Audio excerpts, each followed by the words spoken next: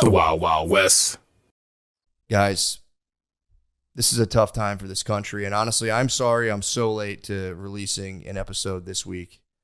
But this week was tough for me, man. I had to ask myself some hard questions. I said, there's a lot of bad stuff going on. That assassination attempt, just the country fighting even more, reality just kind of becoming more and more untethered, and people just kind of selecting this and that to be real over other things. And I didn't want to talk politics. It's like almost, I guess it's expected to like weigh in on this whole situation. And I honestly tried. I talked for 45 minutes about the whole thing, and it just sucked because my heart wasn't in it. Between us, what I really wanted to talk about this week is dicks. I wanted to talk dicks, and I was like, is this really the right time? Like, I don't want to be irreverent towards the American political system, but I'm like, who am I to just talk dicks for 2 hours straight? Like, for real, I'm talking for real, just dick talk, and you'll see what I'm talking about. But I decided to go with my gut, and I said, America needs to know, how to increase flaccid length, flaccid girth, obviously erect length and girth, and just kind of getting as hard as you possibly can. What are some of the things we can do for that? And so I brought on an expert. So what's going on with, we're going to jump in to a sliver of the thing that I was doing after I got done talking about all of the assassination business, which really, it was just boring. I bored myself while talking about it. I did. It's not my lane. It's not my thing. Maybe one day, if you guys are like, oh, I want to see it, maybe I'll put it on Patreon. Maybe I'll just fucking release it. It sucks. It for real sucks. Like, I'm not trying to entice anybody. It blows. It is not good. But I did finally get to talking dicks, and then brought on an expert to kind of ask him some questions, learn. The guy's name is Janis Bifrin, and he created what's known as phallogenesis. And dude, this for real might be the most important interview I'll ever do. It's at obviously a topic that strikes at the real heart. You think your political party's a big deal? Dude, what if I told you could get fatter? And you'll see as he explains, a lot of us could be girth monsters if we just kept an open mind and heart to a pretty holistic approach for making your bird the best it could be. That's all I'm saying. This is the stuff we need to be talking about as a country. I know we're divided, but let's come together on this issue. Let's get harder, bigger birds, dude. All of us, for every man. That's what I'm talking about. Let's jump right in to the thing, and then you'll see. All right. Thank you, guys. That all brings me to the real thing I wanted to talk about. And that is, man, if you're still listening, God bless your little fucking heart. I recently obviously we broke down the political situation. I gave you some bad news to hopefully you can feel better at, poor lady's expense. She eventually escapes from the brothel, so don't feel too bad. But I figured out how to increase flaccid size. I really have. Dude, I'm not bragging. I'm not want to be like, yeah, dude, my fucking dick's so fucking big. I'm teenest up most of the time. But the weather in Texas here is hot. I think it's absolutely a factor. My flaccid state has been, it's been for real taking me aback. Even when I'm in the AC in my house. I know obviously everyone gets during the dog days of summer, you do get kind of a bit of heat dick, which, everyone's always welcome in. But dude, I've been for real, going to take a piss and being yo, bro, my flaccid state. And here, this is my theory. And this is the only thing that's changed is I'm crushing water, dude. I'm hitting a gallon a day. I'm not bragging. I have the Mountain Valley 5-gallon glass container water coolers. So stoked. But I've been crushing a gallon of water a day. And I think my theory for flaccid gains, I swear to God, flaccid gains is a dragon I've been chasing. I don't even care about my boner, dude. It is what it is. My boner is but a tool for the creation of life. My flaccid state is when I'm more kind of, that's my thing that's the dragon I'm really chasing. And I've learned if you want to increase your flaccid state, hydration and mindset. It's those two things. If you're kind of nervous or squirrely, your dong will shrink up. You will if you can take a deep breath confidence mode and you're well hydrated, dude, I swear by this. My flaccid state has been like put it this way. If someone snapped a photo of it, I'd be like, yeah, send it up. That's all I'm saying. It's nothing impressive or anything. People are like, holy fuck. But it's absolutely serviceable. And honestly, I feel like if like the last couple bathroom breaks I've taken, if I had to take that, my lifetime acting goal is to be an extra on HBO and show my penis. So if I ever get to do that, I have the exact recipe. Obviously, I'm not going to be biggest on the block, but it'll be like if I was on Westworld, like standing around a bunch of robots, and I would be proud. Like, yeah, that's my dick. I'd be proud of it. You know, it is what it is. It would. I was like, yeah, that's me. So, and to kind of, I do want to delve into this matter a little further. So, I have an expert I'm going to talk to hopefully tonight, and I can kind of just splice this right in here about how to get your dick bigger, because you know, if the political world's falling apart and we're all addicted to our phones, we might as well have big ass dicks. So I think that's very important. So hopefully, let's see. Hopefully we're pinging him in right now. Come on, brother. Come on. It took a lot to fucking convince this guy because he was weary. But I said, brother, the dudes need to know how to get bigger hogs. He claims that fapping shrinks your dick. What do you think about that? It's unwelcome news. Let's hear him out. All right, There you go. Dude. All right. Thank you so much for joining. I mean, totally saving the day. I didn't know what I was going to do this week. See, and I'll tell you, I'll start off before I introduce you. I'm going to tell you how we kind of crossed paths. It was really weird. So, and it weirdly enough had to do with that whole mess this week with former President Donald Trump. So that whole thing happened to him, whatever, terrible thing. But it kind of, this spilled off of it because I'm sitting there, everyone's just flooding the internet with, hot takes about politics, blah, blah, blah. And I said, what's nobody talking about right now? I said, I'm going to talk about the fact that every time I drink a gallon of water every day, my flaccid state is just the most remarkable. And I was like, nobody's talking dicks right now. So I'm going to talk, I'm going to fill the void. I'm going to corner the market. I'm going to talk dicks when no one's paying attention. People are doing other stuff. So I jump in, I start talking dicks online. I'm talking about, flaccid state for me, and you can correct me if I'm wrong. I think it's all hydration and mindset. What would you say about that?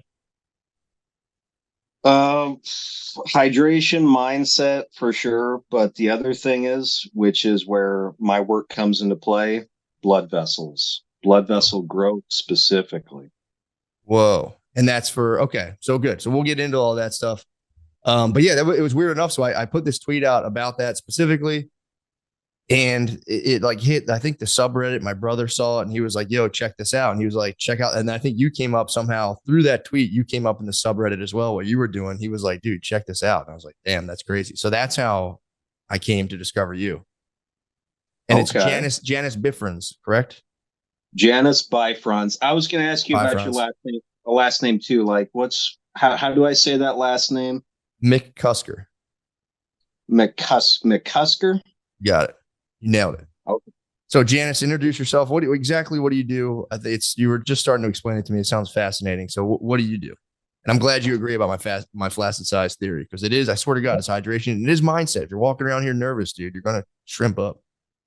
Yeah, you're gonna shrimp up pretty fast. So I got my start in I guess I'll wind it way the fuck back. I got fascinated with like blood vessels after I got out of bodybuilding when I was in my very, very like early childhood, like teens and stuff like that. I'd gotten really heavy into the bodybuilding scene.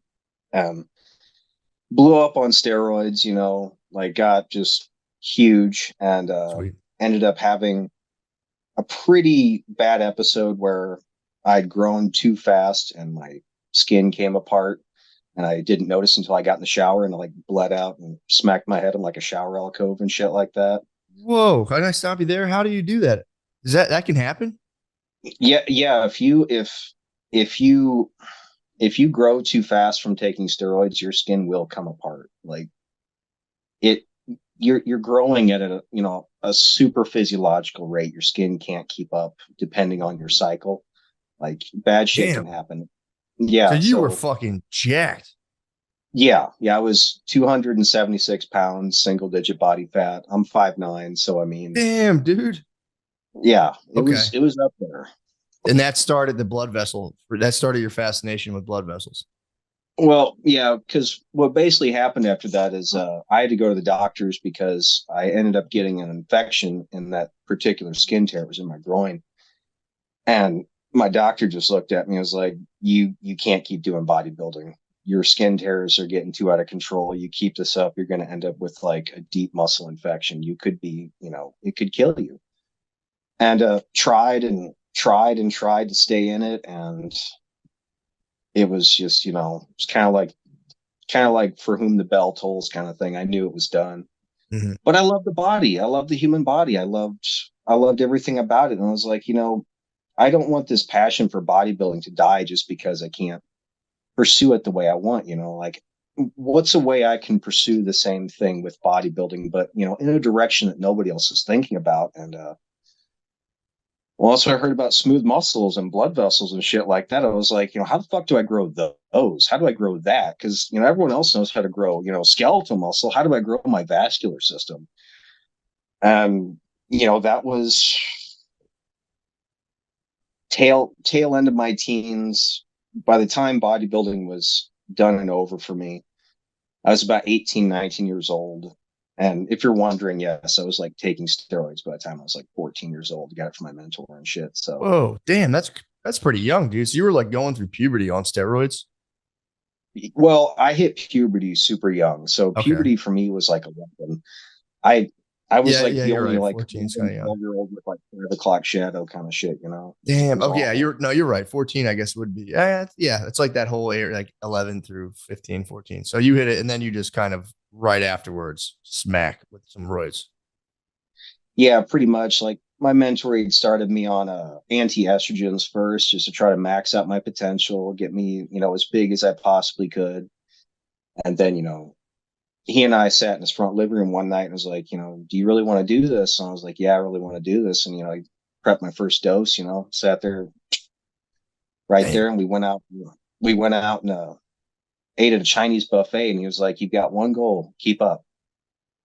Because like with bodybuilding, the one thing nobody ever tells you is that it's all eating. Like you can take all the steroids in the world, but if you cannot put down enough food to actually use what you're putting in your body, that steroid, you're not going to grow as fast. So like you'll hear a lot of the big guys talk, it's all eating, but that is not a particular topic.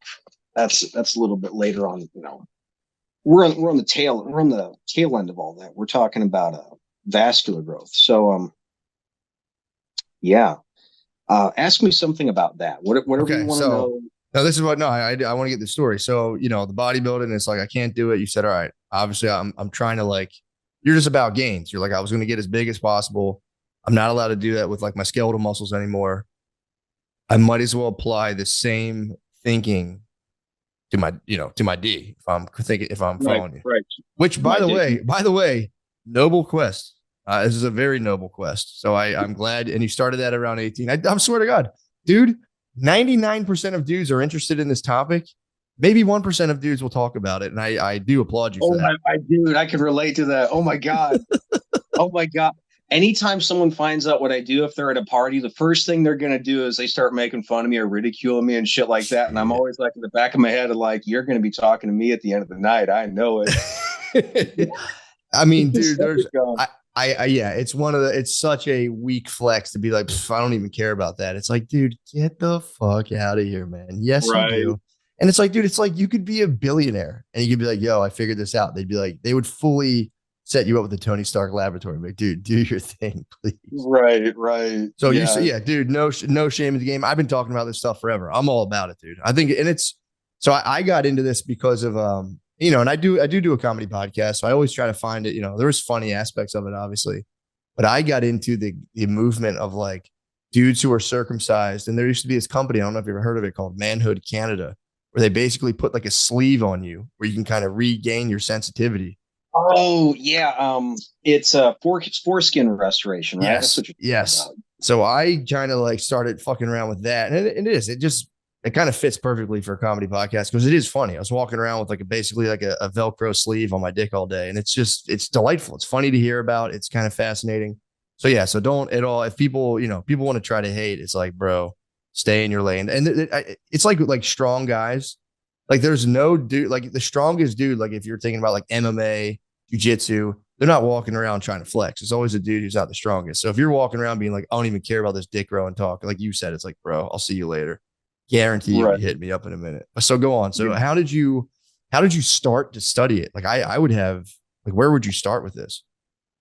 So that's a really good question. So I mean, I'm just going to try. What I'm going to do for you here is I'm just going to give you as much content as you're willing to get, and you can kind of like parse it, snip it, do what you want. So here we go. Obviously, same thing. I'm like, well, I mean, at that point in time, I knew enough about the body because I was like, well, I mean, the male member, and that's how I prefer to say to it because All right, like I hate male the member. penis. Male members. So what's male member made out of? Well, it's made out of, like fascia and smooth muscle. So I was like, well, I mean, so if I can't be like the biggest dude in the room, I'm going to be like the biggest dude in the room. It's Heard that. it's kind of what it goes, right? Let's It's go. like Let's go. right, like if I can't swing hammer, I'm slinging hammer. It's one of those. So I was like, let's do that. Let's fucking go. What Yeah, else is smooth muscle in your body? What else is that good question. Basically, all of your blood vessels, your bones start out as that, which is something I'll get into later. whoa? Like it's, dude, it's a really, I I got way more than I bargained for the deeper down this road I got. Like it, there's certain aspects of it that even now, even years down the road, that just blows my mind, just blows my mind. So I'll get into the start of it, and then we'll start to get in the heart of it, and I'm just gonna like, Do your thing, man. I got plenty of time. all right. So of course I started out on all of the usual forums like Thunder's Place, PE Gym, tried Matters of Size, some of the smaller ones, just trying to learn about exercises in general, just trying to get a beat on it. And I did that for pretty much, well, kind of the, like I said, kind of like the tail end of my teens, start of my early 20s. And on top of that, behind all of this during the bodybuilding days, I'm just doing everything I can to just learn about the body in general. So I'm just kind of adding to it, learning more about smooth muscles, learning more about the sexual organs. And what I discovered, and it's painful to say this, it's really painful to say this, like, and you'll understand why it's painful. It all just sucked. It was just all so horrible, so horribly damaging, so horribly flawed, poorly thought out. Mm-hmm. Like So like jelking. stretching. Sorry to cut you off. Like jelking, you're saying? Yeah, okay, like pretty much all of it, and I can give you a breakdown of all that. But we'll start with jelking since you're bringing that up. So with jelking actually has an incredibly rich history. So what jelking was originally intended to do was it was a form of mock battle. So like whenever a guy is entering a woman, the vagina kind of closes in and it pushes the blood in the cavernosal bodies, like kind of sucks it through the arterial channels that are deep and then pushes it out the venous channel. And what'll happen a lot of times is whenever a guy's, like really in the throes of it, kind of going to pound town, he has a really hard time maintaining an erection because well, I mean, they didn't really know this way back when, and I'm talking like centuries and centuries and Mm-hmm. centuries ago. They didn't really know that it was a case of, arterial insufficiency. So what they did is with jelking, so what we know of it today, it's from base to glands, but it got misinterpreted because this starts in like way out in like the Middle East, like the Far East and shit, all right? It was supposed to be from glands to base. It was supposed to be like a mock battle. It was supposed to mimic penetration. That's what it was supposed to do. It was supposed to prepare Oh. you for that. And people are milking themselves like an udder, basically, going the reverse Pretty much. way. Yeah, it just got misinterpreted. Now, at the time, whenever I discovered jelking, I did not know any of this shit. So of course I'm doing it from base to glands, and what's of course happening is I'm getting varicose veins. I'm blowing out my veins, Damn. that's what gelking the gelking that we know of today, it causes varicose veins. It destroys the vascular pathways that basically help support and help the male member work. Hmm. It's yeah, and so tried gelking, got a lot of varicose veins from it, got, worsening potency, did not get any size from it. Then I was like, okay, so gelking's not that great, gave that a try. So let's try stretching. Let's see how that goes. Did stretching for a long time, and I ended up with what I've basically referred to as you can almost call it like cap separation. So you've got the corporate cavernosal bodies, which are deep, and then over top those you've got the tunica albuginea, and then over top that you've got a layer of veins, and then over top of that you've got the buck's fascia, and then you've got a couple other structures that exist then underneath the Cole's fascia. So basically, whenever you do a pulling exercise, all right, like most pulling exercises, you're taking your hand, you're forming a circle, you're wrapping it around your glands, and then you're pulling up. That's what most stretch exercises, stretch devices. They're either a suction cup or there's some sort of a compression band that goes right underneath the glands and it's pulling on that. Well, what that will cause is it it affects the more superficial structures, but it doesn't really affect the deeper structures like the actual cavernous bodies. So what'll happen is that buck's fascia that exists over top that venous layer, which is over top the tunica albuginea, it'll stretch out. Mm-hmm. And so you start to get this bizarre wiggle at the top of your member to where your glands will actually kind of be slopping about on the top of your, yes. A lot of guys don't know this, but until I actually take the time to explain this to a lot of guys, they're like, I have no idea what this is. They just think like, oh, my glands are supposed to slip to the left and the right so incredibly easily.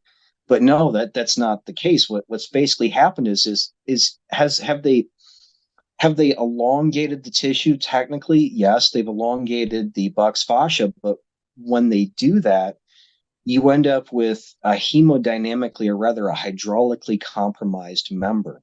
So if you have separation between the bucks and then that underlying venous layer and the tunica albuginea, you actually have a very difficult time keeping an erection. So what you'll see a lot, and this is something that'll tie into something I'm sure you've seen, compression bands, like cock rings, like guys will have to wear cock rings, right? Oh, yeah. They have to wear a cock ring because their member is hydraulically compromised. It doesn't work right anymore. So they have to wear cock rings in order to actually get hard because there's that layer separation.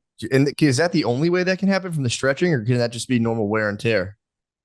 To some extent, that's a really good question. That's a great question. It can actually happen with normal wear and tear. That's something that I see with guys that have erectile dysfunction, which is kind of where my work ties in later. So from doing gelking, from doing stretching, and so from the gelking and the stretching, and then I also did pumping, which is again the same set of problems. It tends to work the tissue superficially, but not really deep.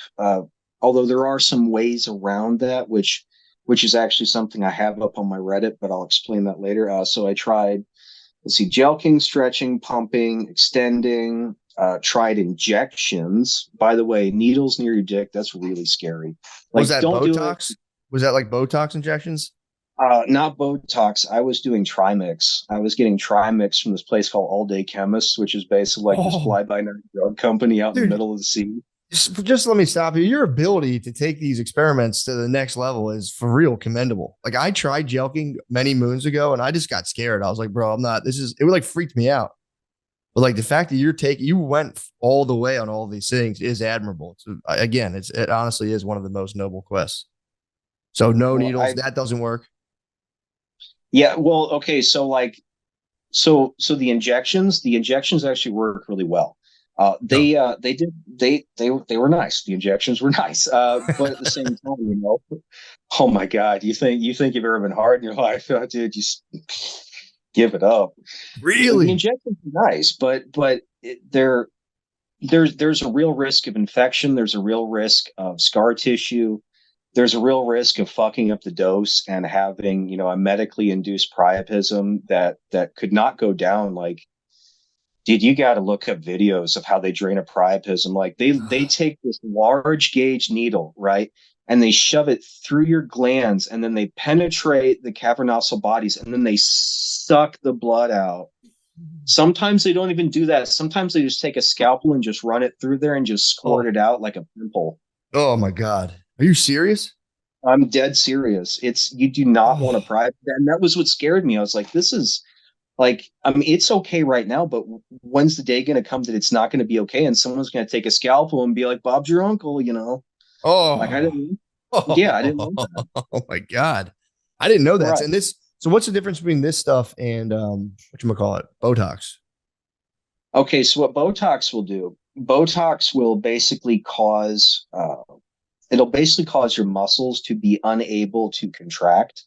Mhm. They won't work properly, which will effectively it will cause an erection because it interferes with your muscles' ability to contract. I see. I see. I see. Yeah. So I mean, like, like rich white women, they're like, oh, I've got wrinkles in my face. Let me just shove a needle here, and their muscles, they can't Mhm. work anymore. It's no wrinkles, Yeah. same principle. Um, so yeah, did the injections. I never went so far as to inject like silicone into there. Like I've so doing this job, you see some things that are just like way out there. I mean, like way, way, way, way so far left field. You'd like, let me put it Silicone's like intense. Silicone's intense. It's like a breast implant, basically. it pretty much. Okay, so like what these guys will do is they'll inject silicone into the corporeal bodies. And I saw a picture of this one dude. It looked like he didn't even have it didn't even look like a tube anymore. It just looked like a basketball. He just had a basketball. He had injected so much silk. He couldn't even pee properly. He had to shove a sounding rod down his urethra in order to pee because there was so much pressure on his urethra from all the silicone. He just couldn't do it. Oh my It like God. it was fetish taken just a whole next level, or like other crazy stuff is penile bifurcation. You ever heard about that? You split It's it, where a right? guy Yeah, it's where a guy literally sits there and takes a razor blade over several months and just splits the chambers apart. Like it Why, looks like dude? some sort of like death flower. Why? Like Is it fold out or something? Like, what does it do? yeah, it like folds out, like looks like it almost looks like something from like Alien versus Predator. It's Oh, gross. no It's so thanks. gross. No thanks. Yeah, yeah, that's one of those like I'm glad I know about this, but that's like brain cancer, and that keeps me up at night. Did I really need to know this? Oh, Um, Yeah, so weird stuff. But anyway, so after I do these injections, I'm like, okay, I can't really keep doing this. So what are some other things that I can try? What are some other things that I can do? Again, all day chemists. I start ordering in Viagra and Cialis because they were selling it like super cheap. It was like $1.50 for the blues and like three for the reds. I was like, shut up and take my money, yeah. because you walk up to the pharmacy and they're like $20 a tab. I was like, Crazy. no. Yeah. Right. So I get Viagra and Cialis, and I start experimenting with those, and they're working out pretty damn well. I mean, not quite as well as the injections, but they're doing great. Uh, and then and then it all kind of started falling apart one night. So what a lot of guys do not know about Viagra and Cialis, which personally it scares me a lot because you've got services like Hims, and I'm not singling out Hims or any of those like kind of email prescription basis, because I think there's a genuine need for like reasonable medication costs for easy access to certain types of drugs. I'm for that. Uh, Basically, with Viagra specifically, not Cialis. Cialis is okay, but Viagra specifically, it can cause a form of it can NAOIN. I can't remember what that stands for, but basically you end up with a form of nerve damage in your eyes. What? So what PDE5 inhibitors, the Viagra specifically, what it'll cause is it will cause the pressure inside of your eyes to go down.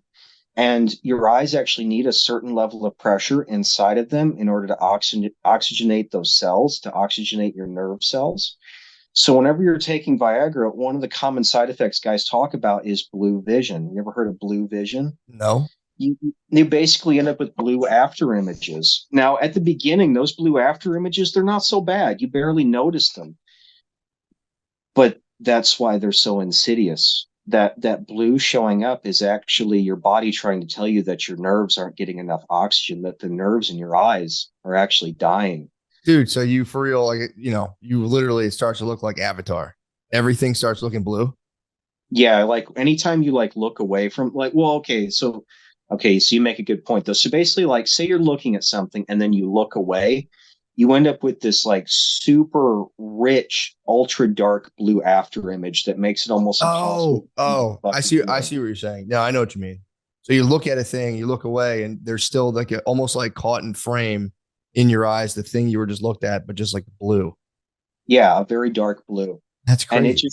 it just proceeded to get worse and worse to the point to where to this day I'm still night blind. I have a very hard time seeing at night because of it.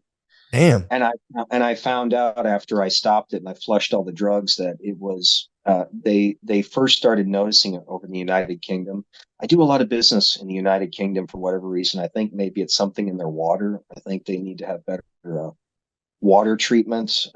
Me and a couple of guys actually traced a chemical leakage from one of the factories because I had a bunch of customers along this one river, and I was like, "This is fucking weird. Why is it all along this one river?" What? In the UK? Yeah, yeah, it was in the United Kingdom. It was basically a factory that was not handling their toxic waste properly, and they were dumping it into the river and was ending up into the water supply, and it was causing some pretty bad vascular side effects.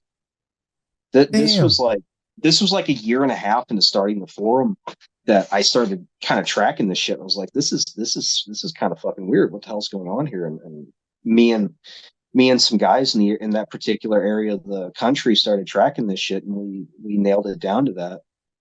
That's crazy. Yeah, like I said, I mean, I talk to guys like I talk to guys all over the world. The craziest conversation I ever had was on the plains of Mongolia, and this dude was like jumping up and down in his jeep trying to keep signal on his sat nav. Like, she's like, hold on, wait a minute, sticking his phone higher up in the air, like I've had some cool conversations because of this work. I've met so many cool, kind of like you. I've met so many cool people, So Yeah, yeah. That's all. And it is one of those things. It's the same thing. When people find out what you do, they go, wait, what? And it's like a charged subject. People either say, oh, you think you're funny or whatever. For you, it's like, oh yeah, I don't need that. It's like, all right, bro, bust it out right now. right, Put right, it on the yeah, table, Holmes. you Let's know, go.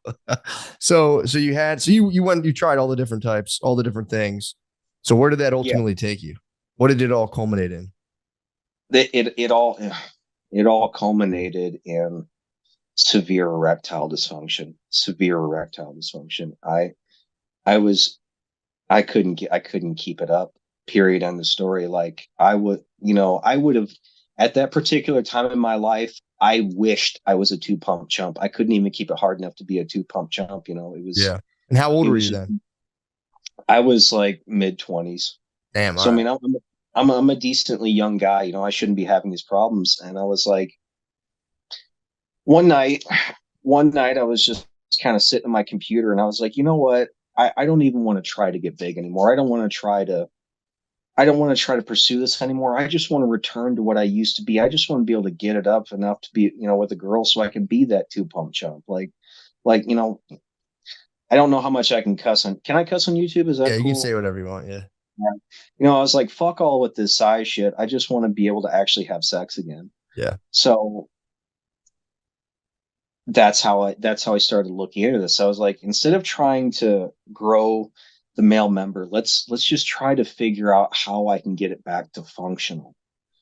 So I started studying blood vessels very, very intensely. And I mean, I've been studying them intensely for quite a long period of time, but it was the switch in my head from trying to make myself bigger to just making myself functional that seemed to open up all the right doors.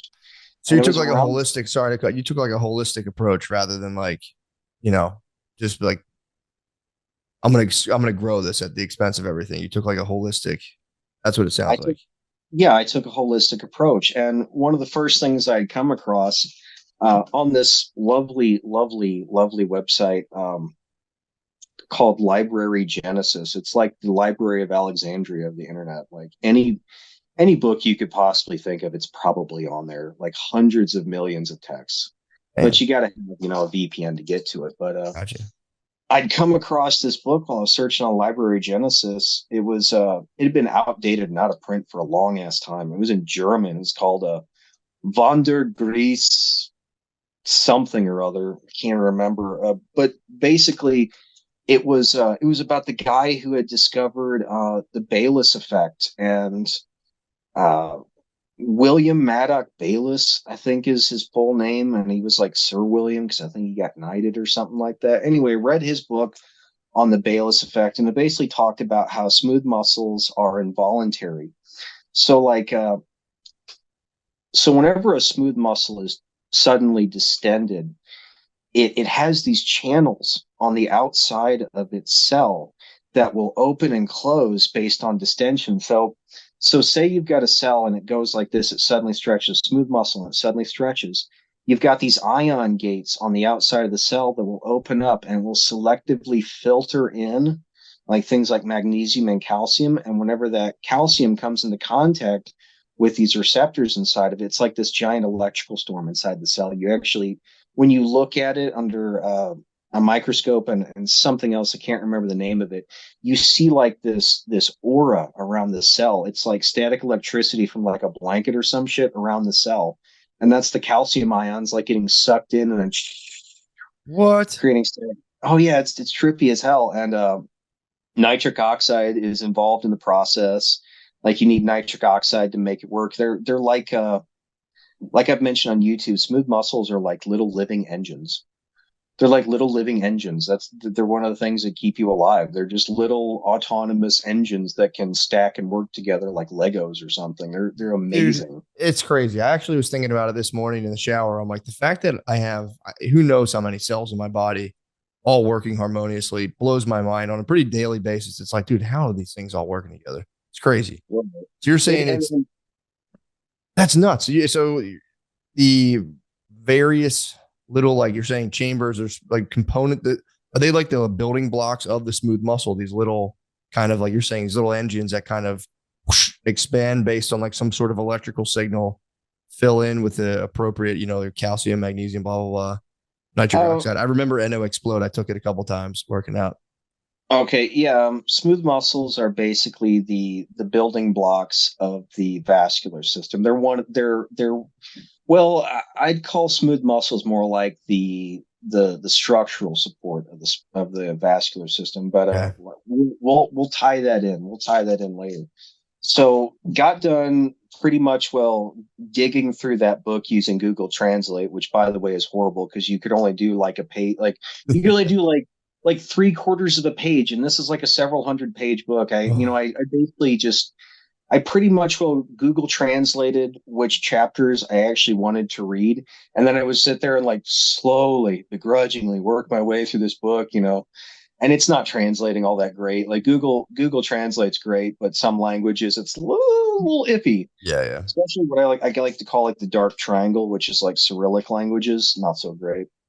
But so I dug through that book and I was like, okay, I've got a much better idea of what's going on here. Let's go on to Google Scholar and see what other stuff we can find. And that's when I started learning more about smooth muscles and endothelial cells and how those two relate. And then I would go back to Library Genesis to try and find some other manuals on that particular topic. And then I pretty much took that as far as I could. And I was like, I need to get a hold of much more up to date stuff. And basically with the money I was making from doing odd jobs and stuff like personal training, did that for a while. I was pretty much throwing it at like research hubs like Elsevier and GitHub, and Elsevier is the only one that's really coming to mind right now that are expensive. But I was Yeah, pretty much those things are super expensive. Usually schools like subsidize those because they're just yeah. they're a I lot of money. actually What? No bullshit. I actually went to college just so I could get a hold of the research manual. I got a Nice. degree in sociology, but I mean, I went to college just so I could access to the free shit. I was like, bring Awesome it. move. Let's go. Great idea. It's probably cheaper, honestly. It was genuinely cheaper because like a 24 to 48 hour window, a 24 to 48 hour window of renting, I could set you back like $200-300, man. So like Crazy. if you yeah, so if you're like digging into like, a pretty complicated topic and like the new up to date stuff, your your piggy bank might start out, fat and fluffy. It ain't gonna stay that way. It's gonna look like sad and deflated, and it's not good. Not That's a good. beast. That's an absolutely beast move. Yeah, so I went to college.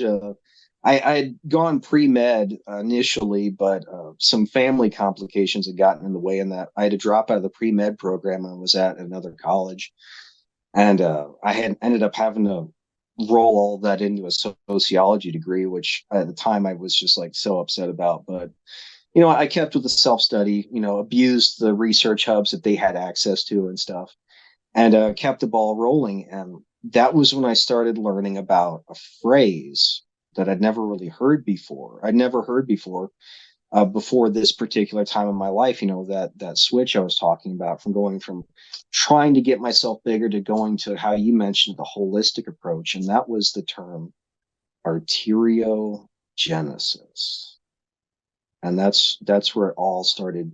Like everything was kind of like a steady climb in terms of my knowledge, but the moment I learned about arteriogenesis, it was just like it's like Man. a rocket. It was just a rocket. So with arteriogenesis, it is it got its start in like the 1940s, 1950s. And before that, they had like really tenuous amounts of knowledge, like kind of scant knowledge about it with like deer antlers. So what some of these like burgeoning researchers and scientists would do is they would they pretty much will butcher the heads of these deer that were still alive. They'd like sit in there and go inside their skull and stuff, and like cut off like certain blood vessels and stuff to see if it would affect how their antlers would grow. Yeah. Jesus. And they'd find like one antler would grow a little bit more than the other, and they're like, oh, okay, so like cutting this blood vessel actually causes something, and then they'd come back to that deer, a year later, whenever the antlers had fallen off or something like that, and look at it again. It's like, oh, hey, those blood vessels have grown back, or it's like these antlers are growing at the same rate again. And that was like 1800s, so it really got its start, 1940s, 1950s, and then by the 1960s, they were gaining a lot of traction. Uh, they were looking for alternative means of therapy for people that were having heart disease. Mhm. How they could get these working class people back up to snuff, back up to speed, without having to send them to these expensive clinics or having to prescribe them medication, which back then had all kinds of egregious side effects. They needed something better, so they had pretty much just started putting people on treadmills, like getting working, doing aerobic exercise and stuff like that. And what they were discovering was that aerobic exercise was effectively causing blood vessels to grow. And by this point in time, they really didn't know about it. They had some ideas about it, but they didn't really know it. 1940s, 1950s, this is a totally new concept that aerobic exercise could cause blood vessels to grow. And there was a schism. There was this great schism that happened in the medical industry around this time, around this particular topic. Some researchers were saying, it's hypoxia. It's the lack of oxygen to tissues that are causing these blood vessels to grow. And then it was a much smaller voice, a much smaller grouping of researchers that was like, well, hold on. What if it's not hypoxia? What if it's actually blood flow itself that's causing blood vessels to grow? What if it's the change in the rate of blood flow? And their hypothesis was that it wasn't hypoxia, it was actually the friction of blood against the vascular walls that was causing this. Oh, Jesus. All right. But that's new. Yeah, yeah. It was making like new capillaries and all that stuff. It was just expanding arteries. Well, it was doing both. So it was making the existing vascular system larger, and it was making the walls thicker, but it was also causing capillary beds to form, new capillary beds. That's It was crazy. causing tissue growth. It was causing actual tissue growth, and they were so divided on what was causing that. Well, you know, fast forward, it's modern times. It's like 2000, 2010 plus, several decades later, Hmm. I'm coming into the scene learning about this, and I get to see this historical, process play out. Even now, going on to like, research hubs, you're going to see more stuff about hypoxia causing vascular growth than you will shear stress, which is what that was, that blood friction, that the speed, the rate of blood flow through a channel causes irritation and causes friction against that vascular wall. That's what's known as shear stress. And that's And hypoxia. That's hypoxia, you're saying? so the friction of blood flow against the vascular wall, that's called shear stress. Okay. And whenever you're like exercising super duper hard and you like run out of steam, it's like no matter how much you want to go, it's like you can't lift that weight again. You can't run and walk another step. You're like just dead tired. That would be an example of hypoxia. Gotcha. And blood vessels can grow from hypoxia, which is kind of how that schism happened, because Right.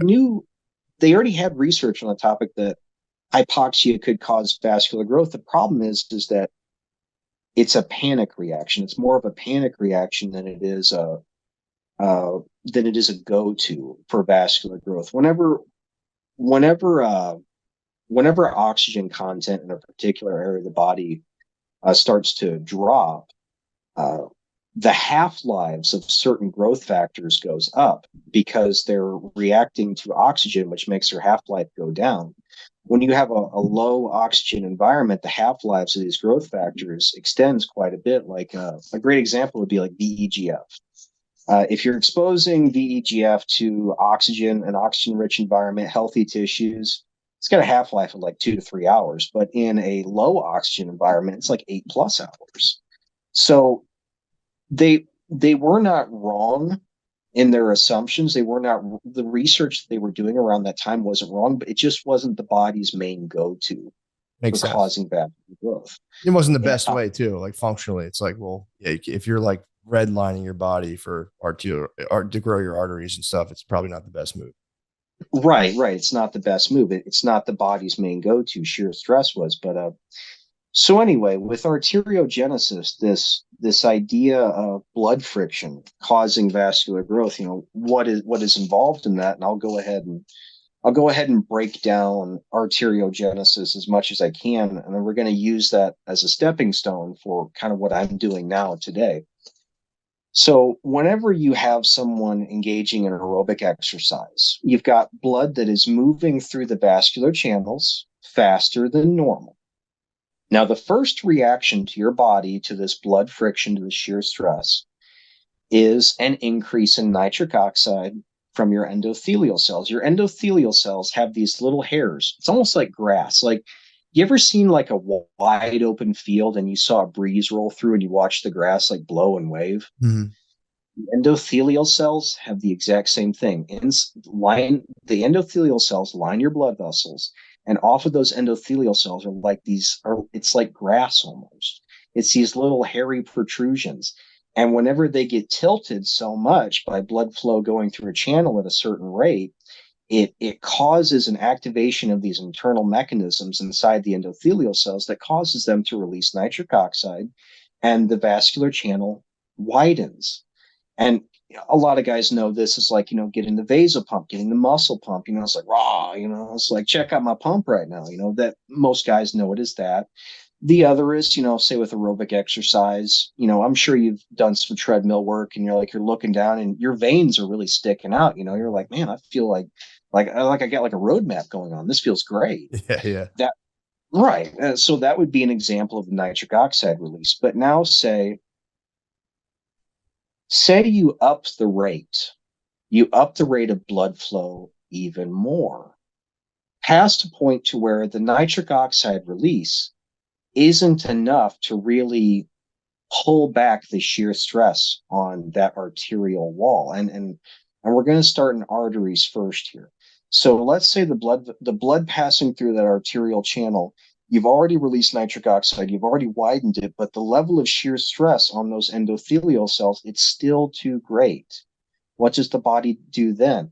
The endothelial cells then begin to release a growth factor called vascular endothelial growth factor, specifically vascular endothelial growth factor subtype BB. Whenever VEGF gets released, it releases from the endothelial cells and it kind of becomes like this cloud in the vascular channel, and it causes an increase in dilation, both ascending and descending. It causes like this domino ripple effect. And you get that from basically prolonged aerobic exercise. Like you get the nitric oxide release, say in a general workout, within the first 5 to 10 minutes. But say you continue that aerobic exercise for another 30 to 45 minutes, and you cap out in like a 45-minute session. Within the first 5 to 10 minutes, nitric oxide's already done its work. Now your body's beginning to release VEGF to cause not just a greater level of vasodilation, but to also begin to supercompensate. Just like in bodybuilding, you know how like if you max out your muscles and you're kind of like breaking them down a little bit, your body's basically setting the stage for super compensation for your blood vessels to grow. So that way, if it ever comes across that level of shear stress again, the blood vessels are wider, they're thicker, they can work so much better. So that way you can engage in that level of aerobic exercise again. Think about it, think about how humanity would have made it this far if we couldn't, outrun the things that were trying to eat us, like lions and tigers and shit like that. Imagine if, like, those little Yeah. wubaloos way back in the jungle is like, oh, I can only run so fast, I can't get away. You're fucked. You're just dead. So your Yeah. your body has to have some way to super compensate, some way to adapt to that kind of a stimulus, that kind of a potentially life threatening situation. So it releases VEGF subtype BB, and it's in its name, vascular endothelial growth factor. What it will cause is it will cause your endothelial cells to begin to proliferate, to increase in number. And what they'll start to do is, as they start increasing in number, they start to burrow out into the vascular walls. They start to form these little transient microchannels. Damn. Really trippy stuff.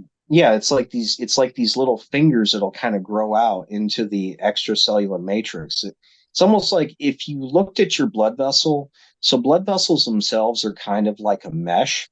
They're not really a uniform tube, they're more like a mesh.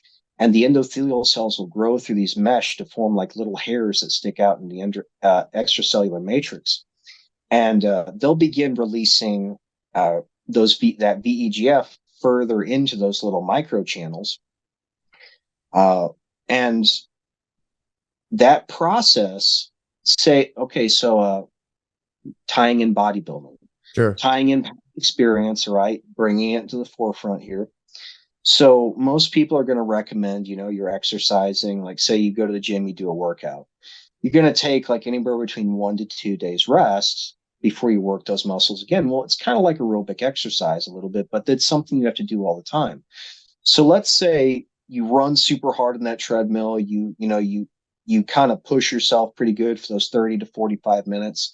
Well, I mean, what do you got to do? You got to walk out to your car. You got to walk at work. You got to, walk here, walk there. You got to walk around the store to, go get groceries. You keep, you keep your blood flow up, but you lower the level that you're doing it at. You're not trying to like, punch at the ceiling. You're just trying to maintain, a steady rate here. So you've got your intense workout and then you've got steady state throughout the day. When you combine those two, you're basically helping to maintain those transient channels. That's why I call them transient. Oh, okay. That makes sense. Right. So these endothelial cells will sell out these little hairy fingers into the ECM, the extracellular matrix, during these intense bouts of exercise, and then your steady state aerobic exercise throughout the day, basically, work, doing your job, you know, walking through the store, stuff like that. And Well, so then, just to stop, this is what I don't know if you ever been to Orange Theory. This is their whole thing. It's like you work out, your heart rate's on a board with all the other people, and that you get splat points every time you're in, I think 85% of your cardiac output.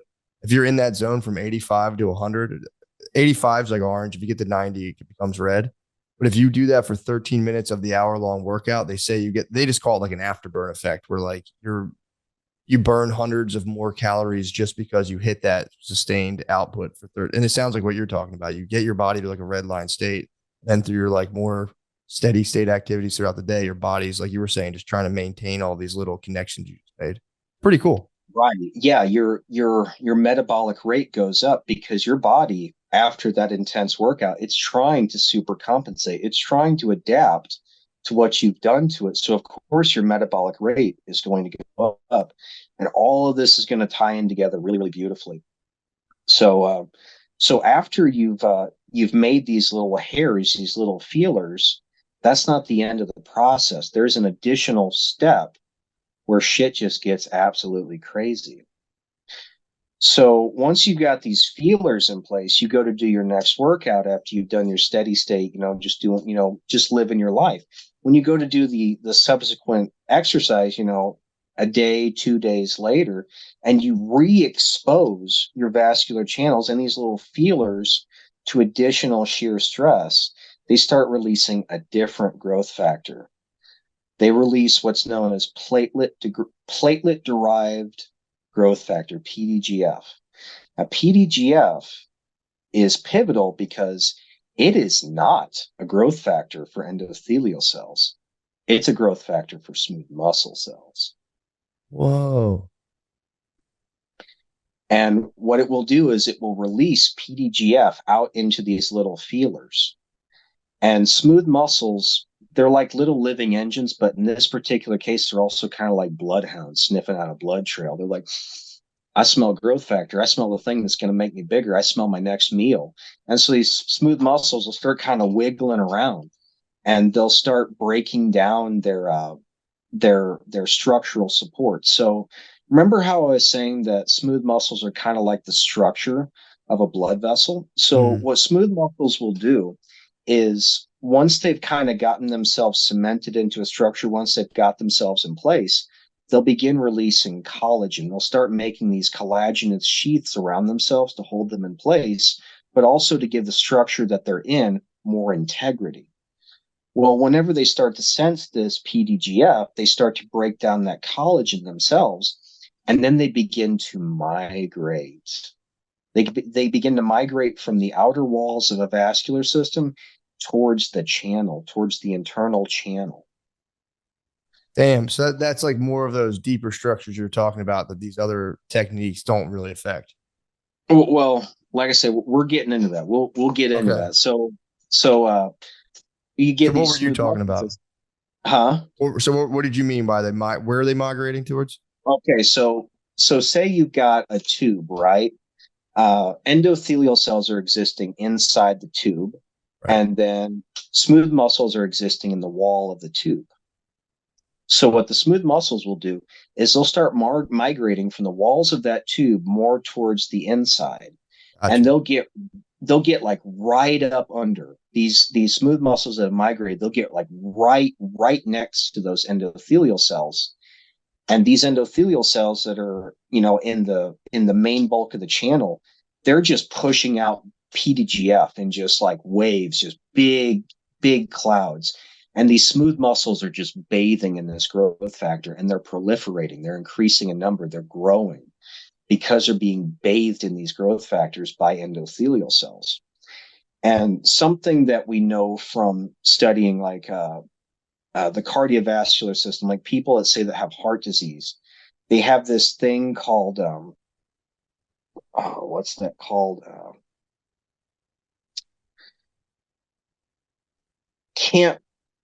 Inward remodeling. So in arteriogenesis, you have outward remodeling. In heart disease, you have inward remodeling. What basically happens is, in the case of heart diseases, you have these smooth muscles migrating inward, and it's causing the channel to temporarily narrow. It's forming what's known as a neo-intimal layer of smooth muscles just underneath this layer of endothelial cells. because the process of arteriogenesis gets halted because you don't have someone that's engaging in steady state. They're living a sedentary life. They're not engaging regularly enough in aerobic exercise, so they get inward remodeling because the arteriogenic process is being halted. But let's say it's not halted. Let's say you've got somebody that's actually engaging in steady state. You've got somebody engaging in regular aerobic exercise.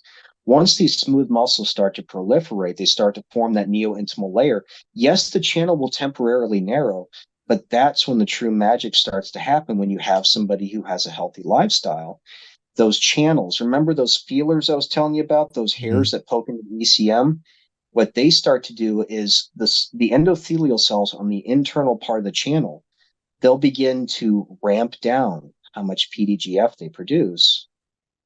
And then the little feelers out here will ramp up how much PDGF they're producing to cause these increased amount of smooth muscles to migrate back out into the walls. And then you end up with a channel that begins to widen, but the walls are also thicker.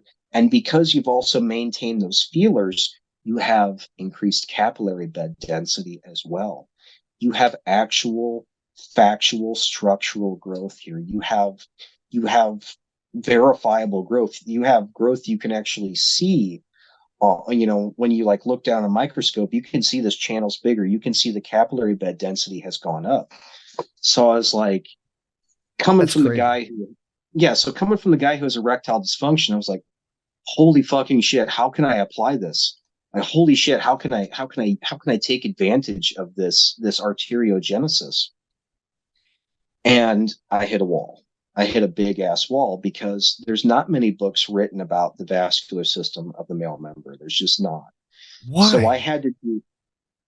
There's a lot on the cosmetic end of things, say soldiers that have had an IED and they have to put their junk back together. Right. There's a lot of surgery manuals, but there's not too many vascular models. But I did eventually find some of the knowledge I needed studying surgical manuals, and then even more kind of studying the philosophy of sex itself. The best way to learn a language: immersion. Living where the language is spoken and using it every day. But if that's not in the cards this year, you can still learn a language the second best way, and that's with Babbel. Don't pay hundreds of dollars for private tutors or waste hours on apps that don't really help you speak the language. Babbel's quick 10-minute lessons are handcrafted by over 200 language experts to help you start speaking a new language in as little as 3 weeks. Babbel's designed by real people for real conversations. I honestly might start doing this with Maya. My daughter, for some reason, burns with the passion to learn Spanish. She wants to know everything I say. She's like, well, how do you say that in Spanish? And I'm like, bro, I don't fucking know.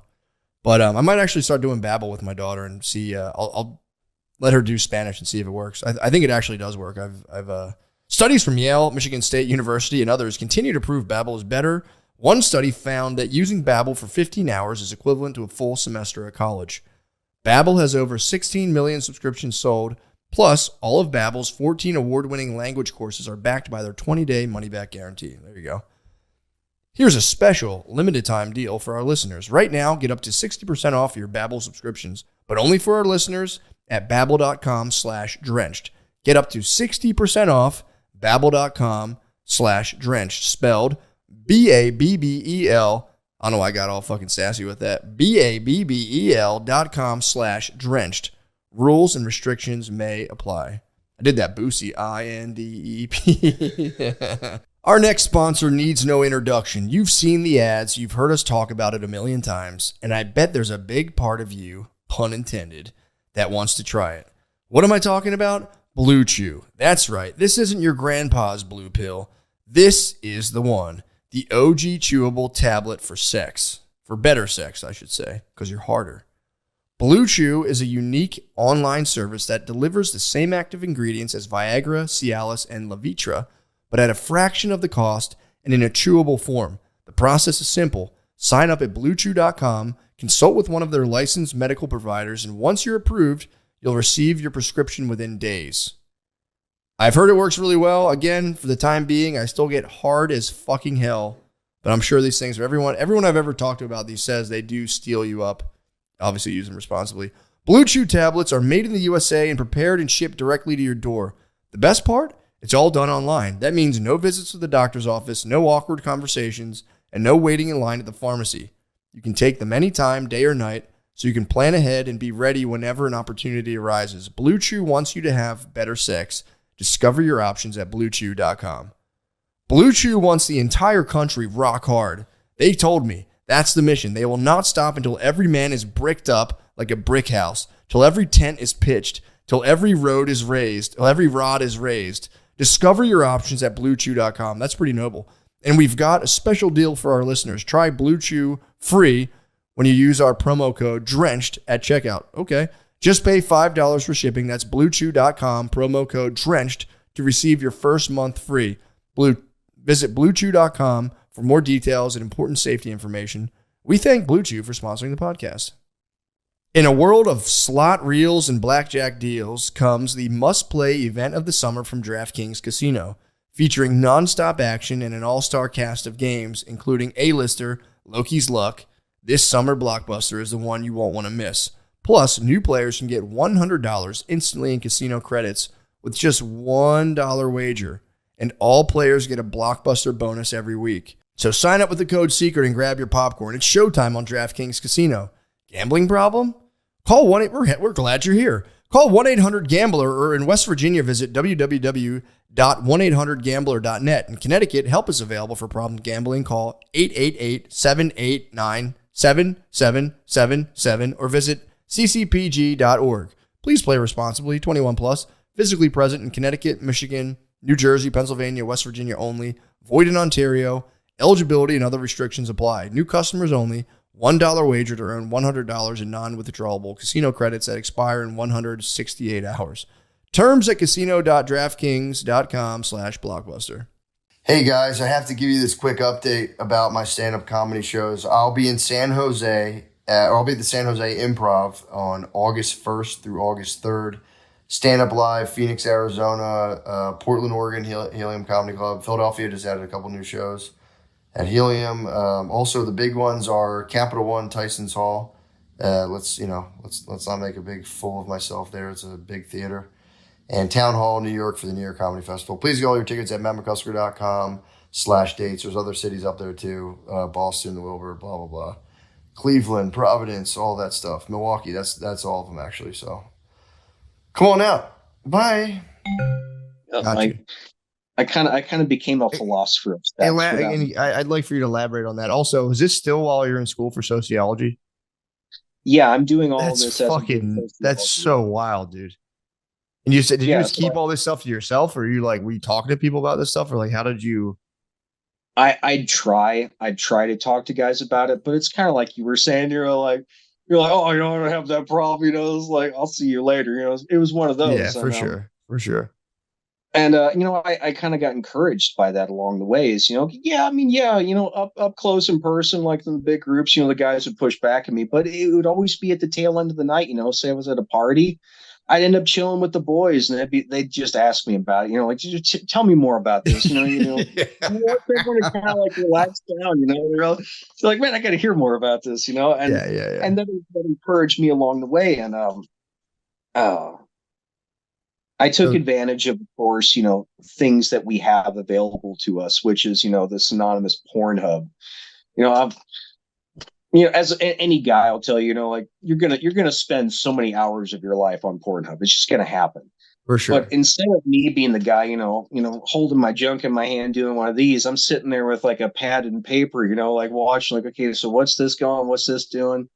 And I started watching videos specifically of I tried to get to the heart of the philosophy of sex in the male member by studying instances where procreation was most likely to happen, how adaptations could be passed on over time, how a structure could form over the centuries, the millennia, based on who is actually getting a chance to procreate. And so I started studying females. Females are basically the ones that are helping guys, propagate themselves, making the next generation of males. So I started studying female sexuality, how females move during a sexual encounter when they are pursuing orgasm. And so I just started watching videos, of like, cowgirl, girl on top type motion, type videos. And yeah, not, it's not, I'm not sitting there with my dick in my hands. I'm sitting there with a notepad and paper in my hands, like, okay, so like what's going on here? And This what is I the most noticed. impressive part of this, by the way. The fact that you're able to do that. Yeah, I'm sitting there. I mean, oh, don't get me wrong. I mean, it was like so tempted to just sit there and beat one out really fast. But I was like, no, no, no, I gotta stay on I top of mean, it. unbelievable. And then, so you were studying, you wanted to see, and why did you study that specifically? I wanted to study it because there was something inside of me. There was this little voice telling me that that was where the answer lied. That was where the answer to my problems lied. So I started looking at how females moved in these positions where they're the sexual aggressor when they wanted to go towards orgasm because uh, without getting too deep into the thicket here, whenever females orgasm, there's a much greater likelihood of procreation actually happening, of the semen actually making it to where it needs to go, get to the egg, baby happens. So I was like, how are these females moving? And it was like this undulation, the way that they would move whenever they were pursuing orgasm. It was the way that they would tilt their hips coming down, going up. They would tilt back whenever they were squatting down on the guy, and then they would tilt towards the guy, like towards his head whenever they were rising up. And I was like, what the fuck is that? What are you doing? What kind of like primordial dance are you doing right now that it's like, I know the answer is there. What the fuck is that? And so I was like, I gotta dig into these research manuals more. I gotta figure out what the fuck's going on here. So I started looking at pelvic anatomy, at the blood vessels in a male's pelvis. And what I figured out was that the male member was supplied off the aortic forks that go down into your legs. So you've got the main aortic trunk, right? And then you've got these forks that go down into your legs. Well, in the pelvis, you've got these other ones that are called the iliac arteries. They're like these little offshoots. Well, actually, they're pretty large offshoots that feed, the tissue masses in your pelvic girdle. And then off of the iliacs, you've got the internal iliacs. Now, the internal iliacs, that's where the story gets interesting, because the internal iliacs are the ones that feed the male member. And it's got three branches that come off of it, three of them. And you've got an internal iliac on each fork, so they're a mirror of each other. So you've got three forks on either side of this iliac. You've got the bulbourethral artery, which feeds your corpus spongiosum. You've got the deep cavernous artery that feeds the main cavernosum, and then you've got the third one, which is the deep dorsal artery. And as you use the methodology to have come up with, you can actually see that deep dorsal artery get so fat it's like ropes on the side of your dick, man. It's just fucking cool. It's What? like it's like ropes, and you can actually use that to track deeper internal growth of the vascular structures. But again, we've got to get into the whole hemodynamic thing here. Yeah, Like I yeah, said, yeah. I'm Please. I'm, I'm going to give you as much details and stuff you want to work with. So I got looking at like what are so we've got females that are engaging in like this primordial dance whenever they're pursuing orgasm. And I know that orgasm, whenever that happens, you've got a much higher chance of procreation.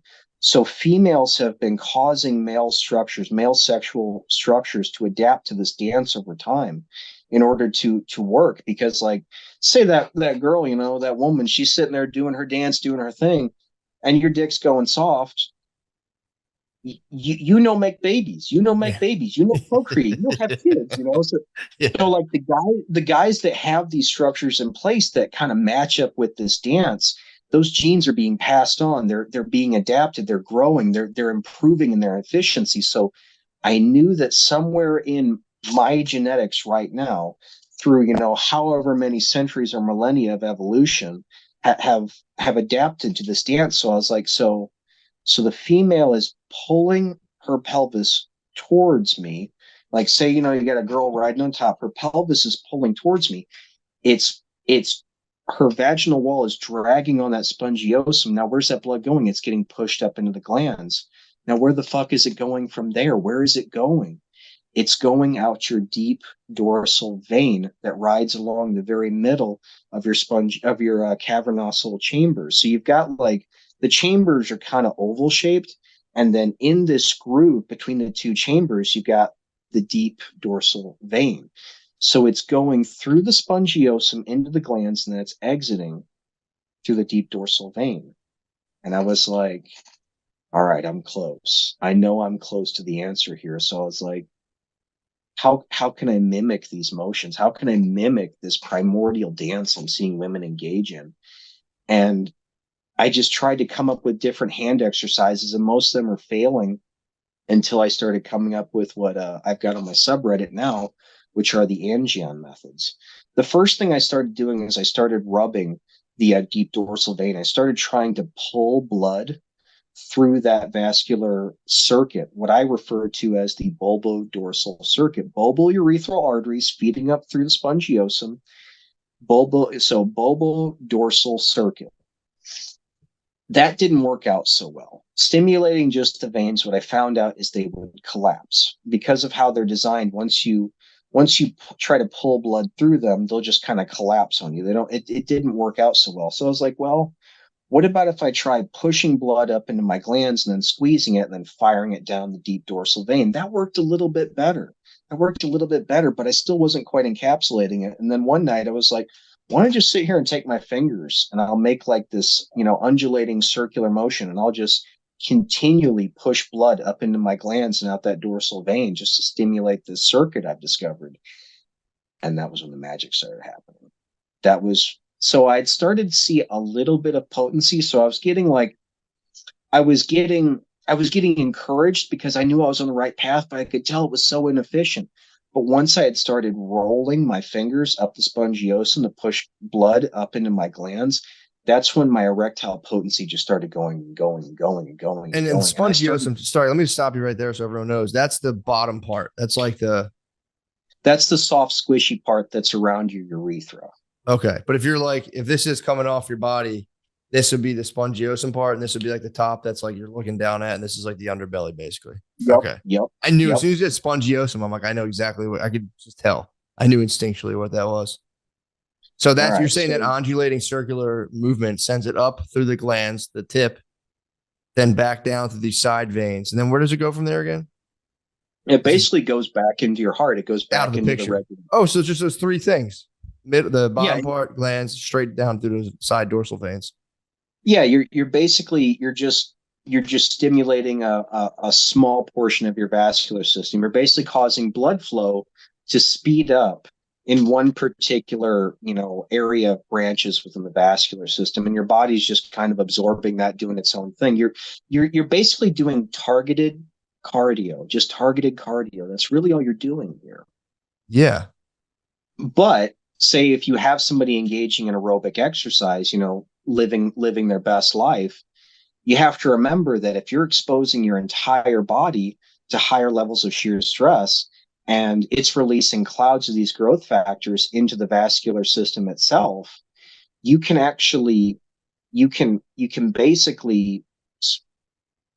cause the process to just explode. You can ramp up the efficiency of these exercises so much more. You could think of the Angion methods as a polisher to a good aerobic exercising. Gotcha. All you're doing is you're basically taking advantage of all the growth factors that get made throughout your body, throughout your vascular system, through general aerobic exercise, and then you're targeting it. Because whenever you cause shear stress through a vascular channel, you're increasing the receptor counts in that given area. You're allowing more growth factors to attach to these receptors that have formed, and you're able to speed up the process of the vascular growth within a small portion of the vascular tree. So I started experimenting with what I call the Angion method 3.0, and my potency just went through the roof, like super physiological woodies, waking up with morning wood every single day. I'm chubbed as hell. And you were mentioning earlier on how like proper hydration, a calm state, and then you wrap it, and that would be an example of a healthy lifestyle. You're keeping your stress levels low, you're staying hydrated. That's a healthy lifestyle. The NGM methods are just an addition to that healthy lifestyle. They're a way to make that a little bit more productive for you. So I'm not just waking up with these great morning woods. I'm staying like heavily chubbed throughout the day. I looks like some fucking little like arm holding goddamn apple, man. I'm fucking chubbed. I'm feeling Damn. great. I'm on fire. Like I I'm mean, like, dude, all how right. happy were you when you figured this? This must have been crazy. Oh my God. I was past the moon happy. I wanted to shout this from the rooftops, which I tried to do or on YouTube first. I have a YouTube channel there, and then I was like, I got to get this out. I've got to let guys know that, you don't got to take an injection. You don't got to take a pill in order to get your potency back. And so I started seeing a return. I started seeing a return to the potency that I had lost from all of these, terrible PE exercises that I engaged in over time, all these different experiments I put myself through. I was like, oh my God, thank God. I finally have my manhood back. I can finally be that two pump chump if I want to. I I mean, could that's be that two pump amazing. chump. That's amazing. Dude, You went that deep into it. Literally, I mean, it's like you lost it, dude. And then you somehow resuscitated it back bigger, better than ever. I mean, bro, what a few could do that. That's amazing. I one of my subscribers calls me the wounded healer. I had Exactly. I had to get wounded first to figure out how to heal other people. It's the hero's journey. You got the hero's. I was literally just talking about this today. You got the hero's wound, and it literally gave you the knowledge to give to the world, which is crazy, dude. So Yeah, wait, and that's so where are you at now with this? What do you do? Do you have like a device? Like what do you do? And did you yes. patent this thing, by the way? Like what do you It's kind of hard to patent it because it's considered to be just a generic peristaltic pump, but I've got that big ass thing. Got like a bro? mill there. Got lathes behind me over here. Like I've got basically a whole, machine shop for like working plastic and stuff. So you're asking like, what did I do with that? Um, I actually got talking about some of the stuff with a good buddy of mine, someone who knew about my journey and whatnot, and was kind of going through similar struggles. And he was like, "Why don't you look up peristaltic pumps, man? Why don't you look up how those work?" And it was like the very first time I'd ever seen like a GIF of a peristaltic pump. It was that same fucking motion. It was the same shit I was doing with my fingers, but they were using rollers instead of fingers. Oh, I was like, oh my God, I've got to make this thing. I've got to make this. I have to make this. But at this point in time in my life, I was a researcher. I wasn't a craftsman. I fucking sucked at this shit, man. The first angio wheel I ever made, it was like this, like, like it was just shitty as hell, man. Like the cast reels are all wonky. The pieces of wood I was using were all like bowed and fucked up and shit. But I got to use it and I got to see what it could be. Because when I started experimenting with this, rough as it was, poorly crafted as it was, I started seeing my potency go up even more and even more and even more. And I was like, I didn't know what to do with it. I wasn't in an entrepreneurial mindset. I was still in a researcher mindset. And then this dude, this guy, David, if you're watching this, I am forever going to be thankful for you. If you happen to watch this, I'm thankful for you. This economist up in Maine who had, quite a bit of money just kind of sitting around looking for something to do with it. He reached out to me through one of the forums I was a part of at the time. And he was like, I will pay you to make this for me. And I hesitated. I was like, I'm not that good of a craftsman, man. I just made this thing. I have no experience making things. Like, I don't care. I want you to make this for me. You give me a figure north of like 150, I'll pay it right on the spot, just like that. I was like, I kind of sat on it for a while. I was like, I wasn't ever planning on making money on this. I was really big into trying to give it away to the world. I was really big on trying to give this answer because I know so many guys out there struggle with erectile dysfunction. I know the side effects of the drugs. I know the dangers. I know the hazards. So I wanted to give guys an alternative, a holistic alternative. There was this part inside of me that was wrestling with trying to monetize on this. I just didn't want to do it. And he was like, just do it, make me something. So I made him the second angio wheel I'd ever made, and I mailed it to him. And like he even asked me to like sign it and autograph it and stuff like this. So I did. Awesome. And life kind of happened around that particular point in time. My mom got really sick around the same time. She got really, really sick, and we were having a really hard time paying medical bills and paying for like gas bills and stuff, just getting her back and forth from the hospital. And I had no other real options. I had graduated college. I had a bachelor's degree in sociology. The job market though was saturated. I had bunches of job interviews lined up. They were all falling through. I was like, I gotta figure out some way to make money now in order to get her through this rough time in her life. And so I started an Etsy, and I told the fan base I'd already built up on YouTube and Reddit about, hey, I'm going to start selling this device. And it just took off like wildfire. The very first sale I ever ran, I made $8,300. Awesome. Yeah, just like right there on the spot. And I took the lion's share of that, and I used it for my mom's medical bills and to get her to and from her doctor's appointments. But what I had left over, I started investing into machinery, into a proper shop. And as the money just kept rolling in, I just kept trying to invest more and more into it. And you kind of mentioned Trump, like stuff that happened. I actually made a posting on my subreddit about that not too long ago. I got my start under the Trump administration because of his business policies, because of how strong of a hand he put on, the economy in general. Food prices went down, gas prices went down. Business was booming, especially international trade. International trade was booming.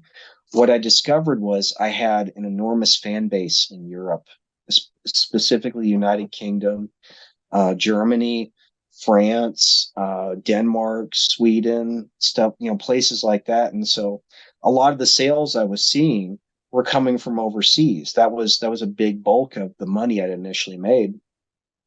So I just kind of doubled down, and I'd never really done anything international before. So I had to do a lot of learning with that, but I started selling more and more, and I started getting better and better at making sales. Funny fact on that one, just real quick, just a quick little Mm-hmm. blurb. I do a lot of goddamn business with California. I do a lot of Really? business with the porn industry. Oh my God, I do a lot of business. Ah, I have not shaken the hand of porn stars, but I have sent more than a few devices to studios. I've done that. Like no bullshit. Like that's crazy. yeah, I've had some porn stars reach out and be like, "Bro, you my man." And I was like, "All right,"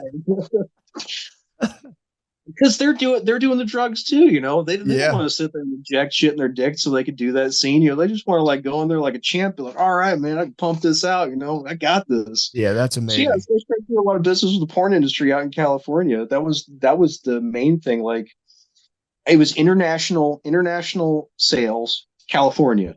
That was like the bulk of my sales, That's California and crazy. international sales.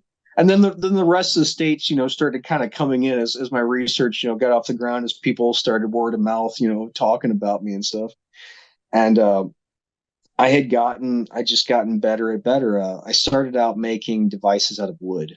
and wood's a great medium. Wood's cheap, but wood warps. Wood is prone to cracking. Wood is prone to all kinds of structural issues. So I was like, how can I do it better? And so I started doing plastic. And sorry, I Oh kind of got wow. my baby girl's crib right there because we're kind of remodeling Yep, upstairs. yep. But can you see that big ass white thing in the corner there? Yeah, what is that? So that is half of a 500-pound slab of plastic. What?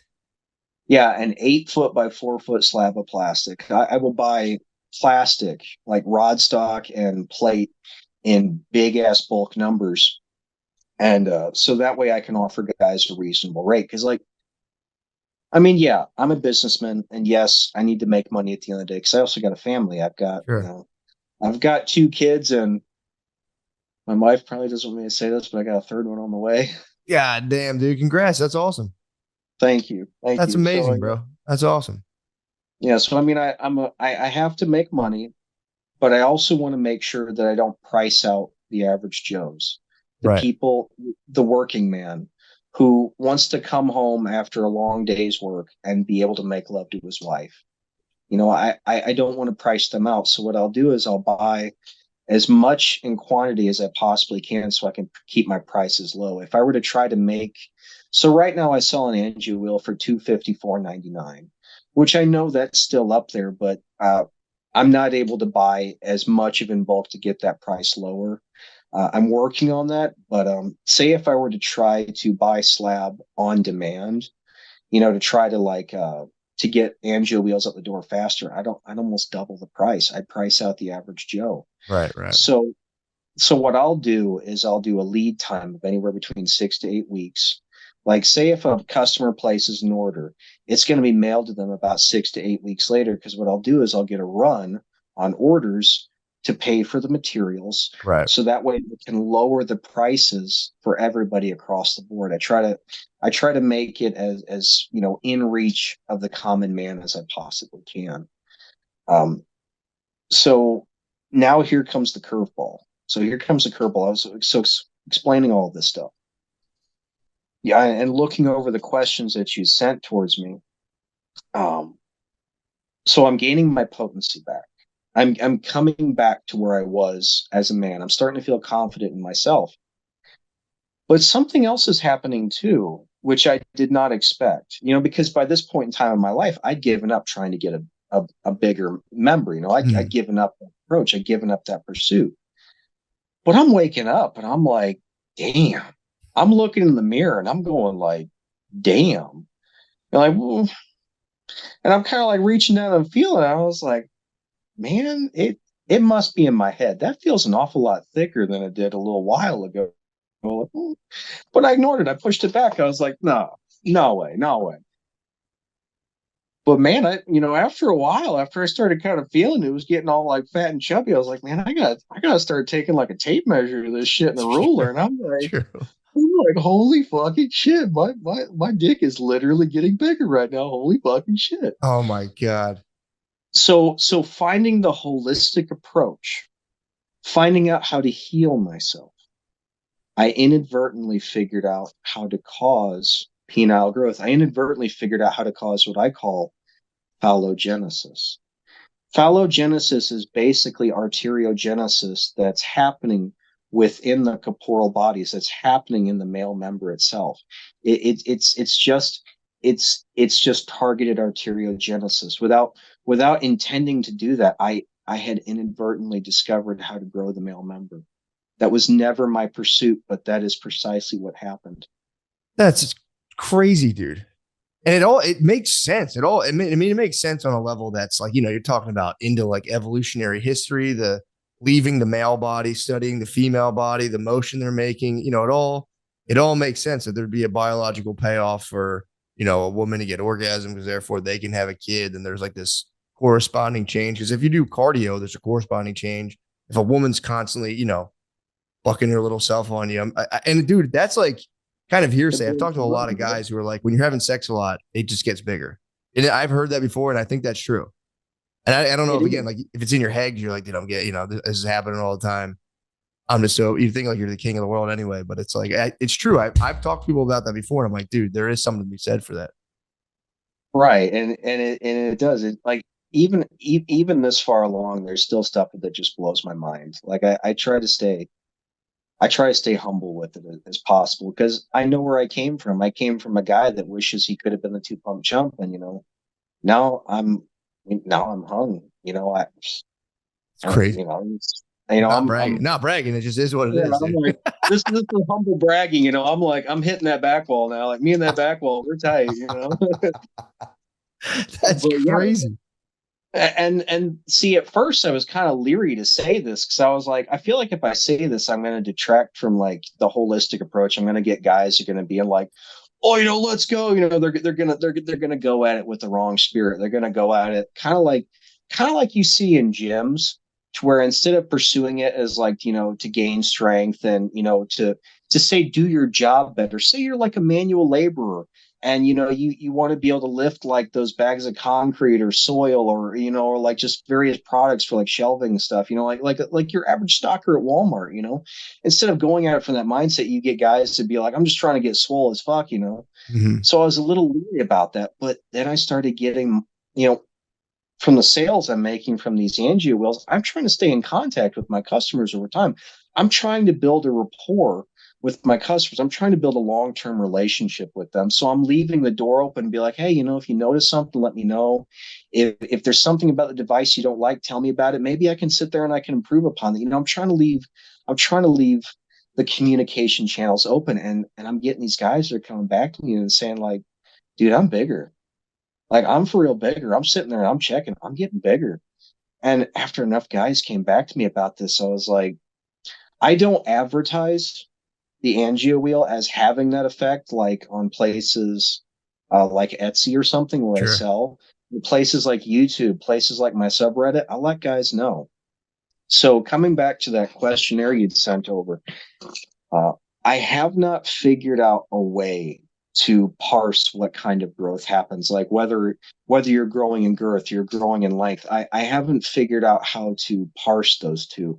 The best answer I can give is that the growth appears to occur based on a male's genetics. If they're more predisposed to gaining girth, they're going to gain girth. If they're more predisposed to gaining length, they're going to gain length. Now, what I can tell you about the process is that growth typically shows up first, then length. Now, like again, like I was saying, with genetics, that ratio is going to change a little bit based on your genetics, but on the whole, girth is going to go up first, then length, and it's got to be because of how the vascular tree is growing, how it's so whenever this arteriogenesis is happening, whenever smooth muscles are doing that migration I was telling you about, it's breaking down collagen, it's breaking down fascia. Fascia is made of collagen. So, it's causing a remodeling. So, I had mentioned this on Patreon a while back. So, like, what you'll notice as you get into angio wheel training is that you just get fat. Like, before you actually start to get longer, like, you just get fat, man. It feels like you're holding on to like a chode or something. And it'll actually foreshorten a little bit, which will kind of fuck with you. Like your member will actually get a little bit shorter. But holy fuck, does he get fatter, man? You're just like, oh, and you just want Damn. to sit there and shake that shit in front of a mirror. It'll get like really squatty and fat, but like super chub. Like it's shorter, but damn, does it look impressive when you're standing in front of that mirror? You're like, oh, all right. Yeah. Hell yeah. And then as that remodeling process starts to finish up, you'll start to notice that length comes back again. And whenever you start checking that ruler, you're actually going to find out that you've actually gone up a little bit. You've actually gone up a tick or two after that remodeling process has started to finish, and then it'll restart. It kind of goes through these cycles. Mm. Sorry, that dip I put in is really ripping. You'll get really squatty, but really heavily chubbed. And then as the remodeling process starts to wrap up, you'll start to you'll stay a little bit thicker. Okay, like I said, you're going to gain that girth, but then you'll start to notice the length will increase. And I have I have spent the past 4 years, I'd say honest to God, 3 years trying to parse that out. Right. And so I started with the Angion methods and angio wheel, kind of what we've been talking about now. But I really wanted to try and figure out a way to enhance that process, to take what I had known a step further, even further than I had already gone before. And I got to hit a wall with that big ass wall. And then I don't know about you, but I'm like a martial arts movie fan, like Bruce Mm. Lee, Jet Li, Jackie Chan, like, oh, Yeah. Yeah. I love those. And growing up, I'd always sat there and watched, like, those type of movies, like, Enter the Dragon, Unleashed with Jet Li. That's one of my favorites. Drunken Boxing, Showdown in Little Tokyo with, Jackie Chan. So I had this like deep appreciation for martial arts. And there's this one move. I can't remember the movie. Really wish I wasn't blanking on the movie. This like old martial arts master, this fucking soldier looking dude walks up to him, about ready to fuck this old guy, shit up. Like he's about ready to like go to like this dude is dead. Like you're looking at this big guy approaching this little hobbled old man. And the dude goes to swing, and this old man does like this weird hand gesture, like blah blah blah blah, like walks these motions up his arm, and then the guy goes, oh, like holds his Yeah, chest for a yeah. second, and then just falls back and dies. And I'm like, what the fuck is that? What is that? What just happened there? And I found some like loose little articles on the internet, and it was this thing called iron palm. It's called iron palm. So what iron palm is it's a study of martial arts that has to do with fluid displacement. It's about using a person's vascular system against them. It's about using the flow of blood through a person's body against them. It's about so like an iron palm master, like a if you like an iron palm master, you can't actually defend against them. You can't defend against their attacks, because what they'll do is they'll get a hand on you and they'll try to get a feel for your heart rate, and then they'll sit there and they'll punch your body based on the rhythm of your heartbeat, in order to basically fire blood into the central cavity of your body to cause internal organ damage. Jesus, man. That's Yeah, real? it's yeah, that's real. That's What? real. There's a move in martial arts that is actually inspired from iron palm. It's called the touch of death. So basically, after after an iron palm master has sat there and fired enough blood from your limbs into the central masses of your body, your organs are basically bleeding. It's basically causing like your capillaries to rupture. It's causing like blood to pool in your internal cavities. What they'll do is they'll kind of put this finishing move to where they'll almost like gently set their hand on you to just finish that last bit of compression of firing the blood into your central cavity. And they'll pretty much will cause organ failure. And it's like the person just falls over and dies. And I don't know if your subscribers would be able to look it up. You'd probably be able to find it. There was this iron palm master back around like the World War II era. He got called out on a sailor's vessel, like show us this move, whatever. And they pull out one of these prize stallions that they had on board. He was like, kill that horse. Like let's see this shit. Kill that horse. And the guy, based on the story, he sets his hand on the flank of this horse, which was him feeling the horse's heartbeat, getting a feel for its rhythm. And then just as he feels the blood flow come up, as he feels the surge, he presses it down really fast. And at first nothing happens, like nothing's going on. And all of a sudden the horse starts to wheeze really bad. And then it falls down on its front legs, and then it just falls over and dies. And whenever they did an autopsy, they found that it had a bleed in its abdominal cavity. It basically bled out inside of itself. Jesus. Yeah, so I learned about this, and I was like, all right, that's pretty cool. That's a totally cool ass subject. Don't know what the fuck I'm going to do with that. Yeah, true. Right. It's like sometimes you'll come across shit in research. It's like, okay, so I came up with this cool thing. Now what the hell do I do with it? And I got thinking, I was like, well, wait a minute. So you've got these cavernousal chambers. And what's interesting, so have you ever heard the joke? You ever heard the joke that a man has one more bone in his body than a woman except during sex? You ever heard that joke? I have heard something about that. I forget exactly. Oh, yeah, obviously, because it's in her body. Yeah, got you. Right. I have heard something like that. It always like went like heard it in passing. So like the joke is that the male member is, a bone. It's your bone. Yeah, yeah.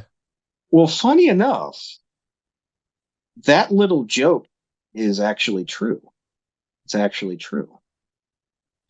So the male member is actually a bone. When we look at primates, when we look at, apes and stuff like that, they don't actually have they don't have sexual organs like us. They have a bone. They have a penile bone. And it's been through adaptation, evolution, that the human sexual organs, they're no longer calcifying, but they still have the same structure as a spongy bone. The male member, based on the research, based on everything I've studied, the best way to describe it is a partially differentiated, non-calcified spongy bone.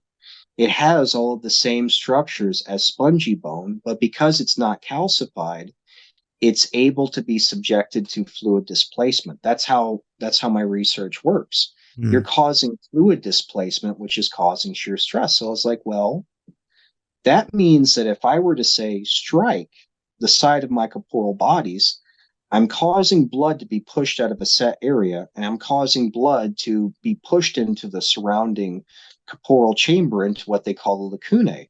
Spongy bone has lacunae. It has like interconnected cave-like spaces, which the male member effectively has. So I started trying to experiment with how to strike along the sides of the corpora cavernosum to cause deep tissue fluid displacement, which causes deep tissue shear stress. And the end result is basically just like a woody of your dreams, like just insane hardness, insane fullness. So I was basically able to add an additional step to my work, but I have not been able to figure out how to mechanically practically apply that yet. But what Right. guys can do basically is they can sit there and they can use their thumb, like this portion of the thumb, to bat up against the side of their chambers to cause that fluid displacement. And you end up with like a really, really thick vasopump at the end of your sessions. And when you're waking up the next morning, I mean, it's like, Jesus. And oh, you're talking both sides, just kind of like well, what you want to do is you want to lay your member in your hand so you've got a support, and then you sit there and you just rhythmically tap up and down one side, then you switch hands and you do it to the other. Okay. And it causes that deep tissue fluid displacement, which causes that shear stress inside the cavernosal bodies, which kickstarts arteriogenesis. And since it's that targeted area, allogenesis, it's an additional step. Now, guys can't just do that exercise. It's not standalone like the Angen methods or Hmm. AngioWheel. It's sort of a polisher to your session to enhance the work that you've done. Uh, I don't really know an equivalent bodybuilding way of describing that, but basically, it's a way to polish out your sessions, make them a bit better. It's a foam And roller. yeah, pretty much. Yeah, yeah, okay, yeah, yeah, Kind of very is, yeah. good. Yeah. Yeah, it'd be like foam rolling at the end of a session. Yeah, perfect. And I've been spending a lot of money, a lot of money trying to figure out how to mechanically practically apply that, coming up with crazy different designs. And yeah, of course, making it easier to make the angio wheel and stuff like that. I can't think of. Is there any other additional questions that First you of have? Because I all, know I've rambled a lot. I know I no, have. that blew me away. That was beyond. I mean, again, I didn't know how in depth all of this was, and like, it was phenomenal. Honestly, I'm blown away. My question that I have is, with all this stuff you're saying, all this blood flow, what is masturbation doing? Does it reduce size? Does it not? That Is it like, what does it do? that oh man, I'd forgotten about that one, and that's that's It's a man, that's hot a tall topic. If task. you don't want to answer, I understand because you might have a lot of No, people. no, I do. No, I do. The problem is it's just so sad. It's so sad. So what masturbation will eventually cause, so like masturbation tends to go hand in hand with porn addiction, Sure. with what they call porn masturbation orgasm, PMO cycling. Mm. What will happen with that is that the muscles in your groin, after being overworked, because like your muscles have to kind of compress ever so slightly to help maintain your erections. That's just a natural part of the hemodynamics. So basically, the hydraulics of the male sexual organs. Whenever guys say beat off, they orgasm. What's effectively happened is you've got like this electrical storm that's happened inside your brain. You're getting that feel good high afterwards. You're like, like you feel great. But neurologically, on a neural level, that feel good sensation is very loud. Neurologically, it's very loud. And your body will try to protect itself against that afterwards. It will release a set of chemicals and hormones that will pretty much will tone down that. It's what's called the Coolidge effect. It's there's another name for it. I can't think of it, but basically, you know how after your orgasm, you have such a difficult time getting an erection again for a while, right? So that's your brain basically trying to tone things down and protect itself. So what a guy has to do in order to try and get past that protection that their brain has basically put in place to try and, keep it from being injured from this intense experience is, of course, they have to watch a video that's even more intense. Like, I don't know, they'd have to like watch a video like some guys licking some girl's butthole or something like that, just to, Yeah, just like they got to like step it up that additional level. exactly. And then on top of that, they're not getting quite as much blood flow to their sexual organs as they would before, because neurologically your body's trying to ramp that down, trying to keep that stimulation from happening again, because it's very loud neurologically. So what guys will do is they'll have to tighten down their pelvic floor even more to try and take advantage of that reduced blood flow a little bit, so that way they can get hard again. And then, of course, they'll beat off, orgasm, and then they'll just do that over and over again. And what will happen is that the pelvic floor will develop an overuse injury.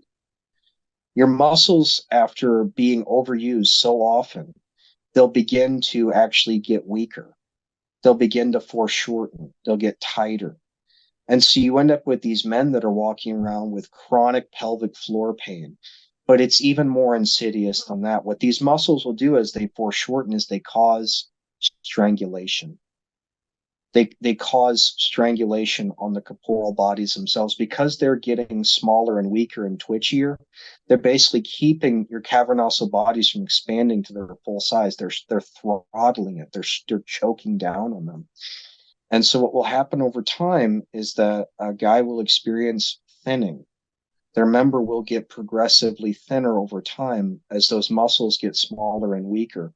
And they also have a harder time developing blood flow. From my end of things, what I see is one of the first things that guys begin to notice is that their spongiosum gets less and less full, and then their glands will get very shriveled, because it's their body choking down. The cavernosa bodies themselves will initially be able to protect themselves because there's so much pressure inside there. They don't notice it right away, but the spongiosum, a lot less pressure, it starts to get thinner and thinner. The glands start to shrivel, and you end up with like what's basically pencil dick, to where guys have shrank themselves from pursuing that orgasm so frequently, causing that damage to their pelvic floor muscles. Damn. And on top of that, because those muscles are pressing down so hard, they lose sensitivity. On top of that, it actually causes nerve strangulation to some effect. And I've seen it taken so far to where guys have actually caused nerve damage, to where uh, the Angion methods can help restore some nerve function, I've discovered over time. Because it's restoring blood flow, it can resaturate those nerves. And interesting fact, vascular endothelial growth factor, VEGF, the thing that endothelial cells produce, it also has an additional effect on nerve cells. It causes nerve cells to grow. So as the vascular channel grows, we do see a restoration of sensitivity. Some guys will actually kind of complain about it. They'll be like, man, I've become a two-pump chump. I can't last so long because it feels so good. I can actually feel more of what's happening here. But yeah, masturbation tends to thin it. And the other thing that happens is curvature. Curvature is another thing that happens. So if you're masturbating with your left hand, your fingers are dragging really hard on your right chamber. And that's causing a progressive amount of damage. That's causing a fiber layer to form. And so if someone's masturbating with their left hand, they're going to end up with a rightward lean over time. Their member's going to start leaning to the right. And of course, with the right hand, it's going to be a left hand lean.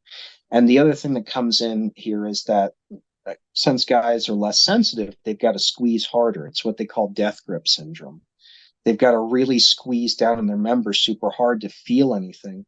And you end up with all kinds of injuries that happen with that too. You end up with vascular trauma, varicose veins, because they've got to sit there and almost do a gel-like motion just to keep that fullness, and it can snowball from there. So if you're asking me, can masturbation cause a loss of size, a loss of functionality? Can it cause damage? The answer is 100% yes. One of the things I Damn. tell guys whenever they're engaging in this program is, hey, if you want to actually see a benefit in this, if you want to, if you know, not just restoring potency, but if you'd like to see size, you can't masturbate in a normal fashion. What I tell guys is, why don't you rely on the hand exercises? Why don't you use the hand exercise as a form of masturbation instead of the usual?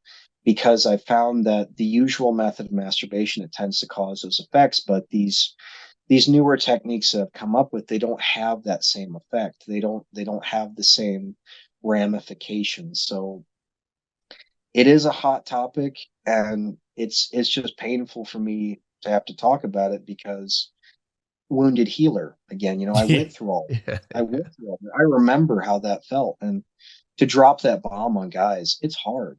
You Yeah. know, it's really hard, and because some of them are so addicted to porn that they can't get themselves out of that cycle, and so they could struggle with it for months, sometimes years. It's a very So touchy subject because I've tried and I've actually had a lot of success in Texas. You like can't even really look at Pornhub. You have to use your ID. And like, dude, everyone's like complaining. I'm like, this is exactly what I needed. This is awesome. It does prevent me a lot. So I've had success with like getting off of it a lot, but dude, it's such a supercharged topic. Because you get some people who are like, don't ever look at it ever in your life. And you have some people who are like, oh, what's the big deal? Indulge yourself. There's doctors like, it's good for you. Do it twice a day and it'll make you calm. right, It'll make you calmer and more relaxed. So it's a hot topic.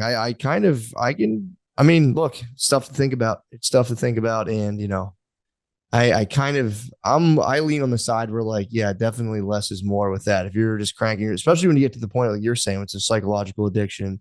You're like doing it when you don't even feel like it necessarily. It's just like, I just need to do this to fall asleep or whatever. It's like, right. and that can be tough stuff, but knowing that I mean, it definitely can. It makes sense that Yeah, it would fuck with you. and you remember how you were saying how like guys who have a lot of sex, like they're definitely getting bigger. And the reason for that is it's a different form of stimulation. So what a lot of guys will do whenever they're masturbating is they do a gel-like motion. They're pulling up. They're trying to move blood against the normal pathways, the normal flow in order to try to maintain that fullness, which is one of the reasons why there's not there's not carryover. Like if a guy's having an awful lot of sex, I mean, he might be awfully dead tired by the end of the night, but he's not subjecting his sexual organs to the same kind of stimulation as he would to masturbation. So what I always tell guys is, like if you're horny, man, go find a girlfriend, go get yourself a girlfriend, clean yourself up a little bit, go get you someone, Yeah. don't sit there, wanking it in your hand. Go find yourself a girl, there are plenty of lonely women out there that'll be more than happy to help you if you're willing to help them. Yeah, true. It's true. Another hot topic, but yeah, man. I mean, that's brutal reality. And then, if it's like if you're, but I get it. I mean, all guys again. This is another topic. If you bring up beating off, every dude, if someone's gonna be like, it's like, yeah, all right, dude, you probably do it the most. Everyone does it. We all do it. It's obviously a crutch for Yeah. all of us. Oh But yeah, I'm not sitting here like some kind of a saint saying I don't do it on look, occasion. I know you're not. I know you're not. But then again, this is an absolute sensitive subject. But it's like, the truth doesn't always come the way we want it. If and people can push back, blah blah blah. But it does make sense, especially with what you're saying. Like it's not like it's not the way it was designed. Obviously, it's a quick fix. But either way, dude. That's pretty much all I have. I mean, I just want to thank you. I think you did phenomenally. Thank you for staying up. I know you have little kids, as do I. Sleep is definitely a precious commodity. Yeah, it's the only thing that keeps me up, man. Nicotine and caffeine. I swear, if someone cut me open, I just spew out C4 and like Copenhagen. I swear Dude, to I, God. I saw a grandmom get onto a plane one time and she had a sweatshirt that said, I run on kisses and caffeine. And I was like, you like laugh at that. But now I have kids. I'm like, dude, it's so fucking true. Oh, I know. As a single guy, like all the bullshit you hear about with family is like can't relate, can't relate. And then you have kids, you're like, I get it now. 100%. It's the whole mindset, man. Really is. Well, dude, thank you so much. I'll link all of your stuff. The Etsy, I'll link it in the description, all that stuff. I think it's fascinating. I'm obviously going to get one for sure. So I'll be preaching the gospel, and I'll keep people preaching the good word of your device, and I'll try it on myself. It makes sense, dude. I can't think of I'm trying to think of like a critical, dude, it just makes too much sense, honestly. Well, I appreciate that a lot. Look forward to your business, and thank you again for having me on. It's Matt. It's been a pleasure, dude. It's pleasure's all here. You're an absolute certified master. You're the only one who knows the answer to the question every dude thinks about all the time. I know. I think about that daily. It's trippy. It's still trippy to me. Still trippy. Thank you, brother. Is there anything you want to put? Like, do you want to say like where your Reddit is or any of this other stuff? Like, and our Angion method on Reddit, and if you're ever on Joe Rogan again, mention me to Joe Rogan. I think Joe Rogan is an awesome, awesome dude. I fell in love with him on Fear Factor, and it's just been a love ever since I found his podcast.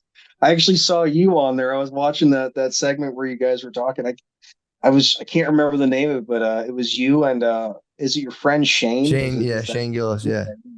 Yeah, you three were like sitting there talking about MMA stuff and whatnot. I was like, it looked like a lot of fun. He's a blast. He's the man, and dude, who knows? Maybe his eyes will fall upon this. It'll be. I'm really excited to see what people think about it. But dude, thank you so much, and good luck with everything. Good luck, the kids, all that stuff. God bless you, dude. Thank you so much. Yep.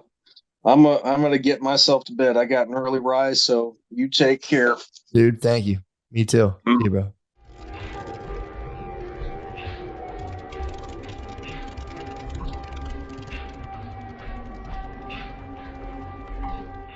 The Wild Wild West.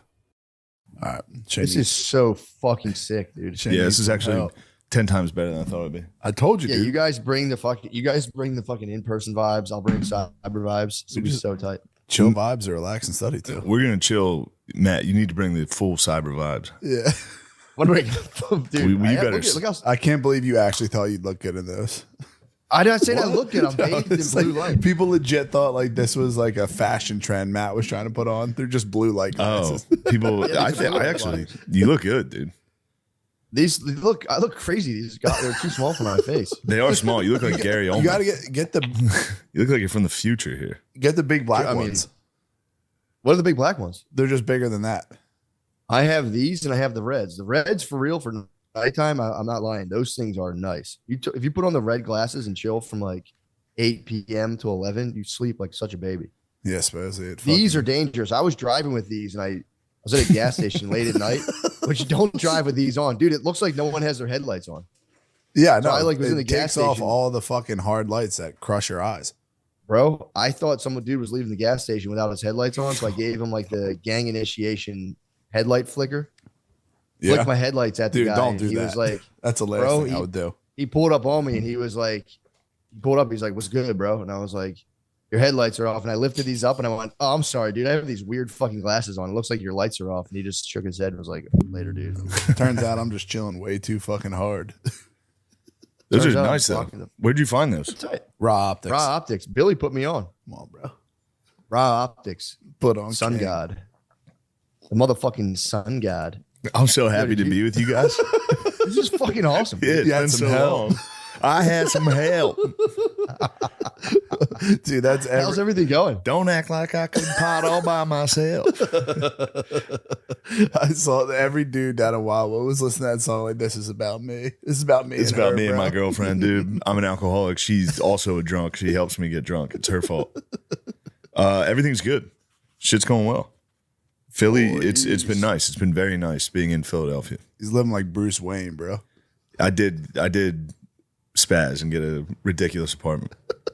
Might as well. What the fuck else are you gonna do?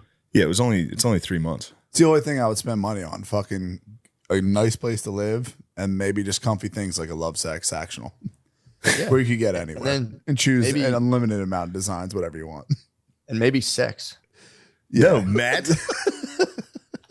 The heck, dude? I'm kidding, dude. Don't joke. You get those glasses on, you get so sexual.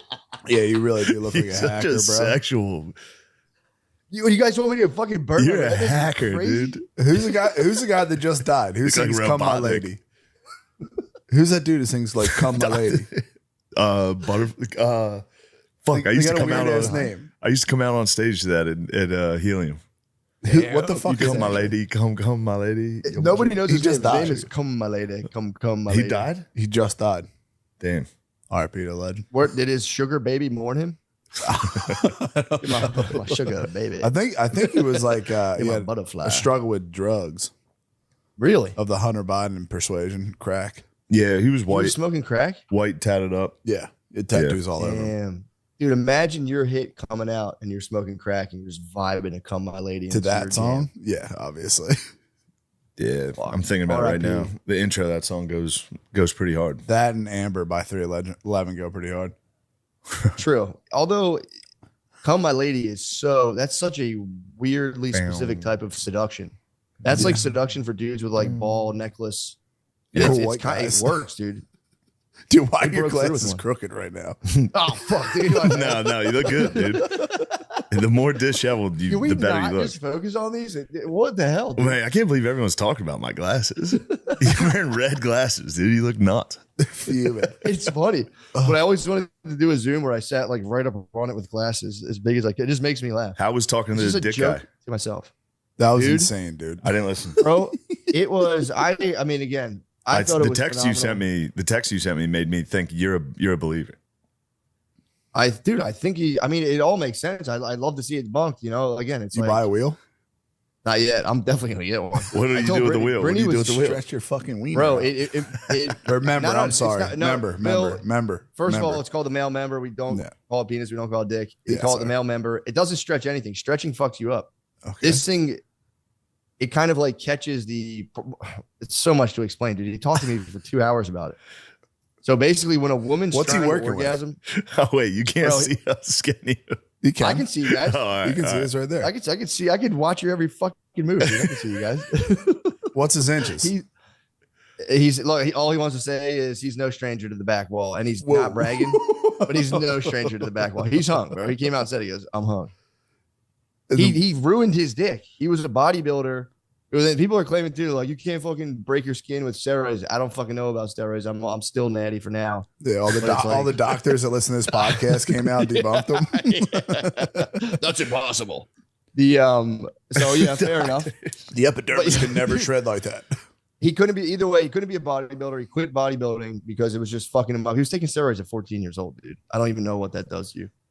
But then he goes, if I can't be like the biggest, true. He's like, I can't be. He just switched. Yeah. Hey, transition. He's like, yeah, true. He was transitioning. And then he had to into an stretch it adult. out. Well, not stretch Dude, it, but put well, it on he a goes, wheel, well, I I can't- guess. No, it's not even a wheel, bro. I'm about to. It's circular in nature, so you're It not is. far off. But he, With a bunch of rollers. he was like, if I can't, you know, obviously be the biggest, I'm going to be the biggest. You know, he's like, I'm gonna have a huge fucking dick. So he started thought I doing was just all of the stuck. exercises. He started jelqing. Jelqing's bullshit. It turns out he started jelqing, stretching, Been there. injecting. Dude, he was Jesus. saying there's dudes out there that get so into the silicone game where that you can inject with you can do Botox silicone, and there's another thing he did. He's like, these dudes end up with like basketballs, dude. Oh, You yeah. get a fat basketball. You ever see And- those bodybuilders in like Turkey that have like way Yeah. huge biceps and Yeah. like small, tiny little forearms? It's kind of a sick shortcut, honestly. No, you look. Yeah, you can get look like a silicone. beast, There's a dude. You world. don't look like a beast at all. Yeah, you look dude. insane. Dude, look like that. Remember that He dude was you sent saying- on Instagram, the Delt guy? The Del guy, that's natural. Yeah, obviously. And he turned Okay, black. it's totally natural. Yeah, my girlfriend's Oh dad does. yeah. You got to get spray tanned heavily when you're bodybuilding. But dude, he was saying these guys get so much injection. Some dudes end up with fat basketball dicks, so they need to use a sounding rod to help them pee. Yeah. Which is Jesus fucking wild. Christ. It's like Dude, so putting a he straw destroyed down your dick. he destroyed his dick. He ruined his dick. He couldn't get it hard anymore. He's like, dude, I don't even care about being big. I just want my dick to work again. That's when he started his research. I'm not going to go into like he figured out like how to increase. It's like a common thing in the medical literature, but it's basically how to increase your vascular system with like cardio, exercise, and then take like the growth factor that grows during cardio And then kind of while that's in your blood flow, manipulating your penis in the primal movement pattern of a woman who's trying to get an orgasm, which she goes like up. He sat there for hours with the clipboard and watched Pornhub and took notes of how women move. Did he make the squirting video? Did he make the squirt tutorial? Did he think those were real orgasms on Pornhub? He's going to be bummed out. Some, I mean, if they're amateur, here's what he figured out. A woman goes up like this. She goes like, when she's coming up, she bucks forward. When she's going down, she bucks back. So he figured out you have to push blood up through your spongioso layer, which is the underbelly of your dick, up to the glans, and then down through the side dorsal veins on the side. And he figured out how to move blood. And then he said his dong came back and it's bigger than ever now, based on the way he moves it. And he has a little thing like it's like a wheel that goes and like just keeps spinning blood up and down, up and down. I'm more of a semen. The whole idea to grow your vascular system, you have to just force blood through it at higher volumes. And it's like your muscles, but that's what makes them adapt. That's his theory. So I'm going to try one out. I'll let you guys know. I'll keep detailed logs. I'm all about Semen X. Huh? You ever see the hats on Pornhub for Semen X? No. Huge loads. Yeah, it's to get massive loads. Peter North style. I think that's I think calcium and magnesium will help you out with that. What else are you doing? I don't know. I would like to hear more about what you guys are doing with your dick and cum. Nothing. I've just been on this Trump shit hard. Oh, dude, and fapping apparently fucks you up. So fapping fucks up the size of your dick? Yeah, that checks out. What the fuck? That checks out big time. Why'd they tell me I was going to go blind, dude? They should have warned me about this. Kellogg's I know. Right. I instantly, I mean, dude, it's tough though, because I'm like, he told me this and like, you know, his explanation, it makes enough sense to me. It's like your pelvic floor is contracting, you're expending all this mental energy. So then your body, you obviously like after you have sex, you can't have sex right again because your body shuts everything down because it's like, that took up a lot of resources. No, I go like 10 rounds. Well, dude, they say you start like in order to like, they say, I mean, we go all night, obviously. Obviously, we go. Obviously, the three of us go all night. I'm KO'd for like 3 days. I don't even like them. I'm done. Why? 3 days. Saying dudes, please leave. Get out right away. I go like all night. Yeah, I'm with you, Bill. I go like all night. Yeah, like 10 rounds. Get up. Come all the time. Dude, but he was saying dudes start to like, obviously you start watching crazier porn to like get past that like barrier your brain's putting up to be like, yeah, dude, like chill. And then what they start doing too, that's detrimental, is they start squeezing their dicks harder over time. So you're just like choking your gizzard over time. There's like a term for it. It's like death grip, something. That's how a lot of people get Peronis. What? Yeah, but either way, that's a hot button issue. I don't want to. I've been mired in controversy, dude. That seems controversial. Wouldn't it add the vascular thing if you're constantly getting hard? I don't know. Wouldn't there be a lot of blood? That whole thing? Dude, I don't know. That's one of those things where, for some reason, this is what his claim is. He was like, it would, but you're not moving the blood. Like when you're jelqing, you're moving the blood through your bodies, but you're just bursting capillaries because it's like putting something in reverse. Like the blood's supposed to flow in one way. When you're jelqing, you're kind of putting it up the wrong way, or you're putting it through the wrong chambers. It's like a 3-part system. Like goes here, goes there, comes down. He needs some help. They'd be like running it in reverse. That's his theory, dude. It's a fair thing. At least someone else can investigate it. I'm just. You're not going to investigate it. You're the tip of the spear. Myself. Yeah, you're going to investigate. I'm gonna definitely do it, dude. Brittany was not trying to have me do it. She was like, "Please don't do that." Too big already. What's the matter, babe? Sorry, What's the matter, babe? No, I was talking to Tom about. I was talking to my brother about this, and he's like, "Babes will do that. They're always like, it's like if they're gonna get breast implants, they're like, baby, don't do that. Big ones hurt." That's what they'll say. True. That's the worst. Hearing that. Yo, what? I'm about to bring the pain.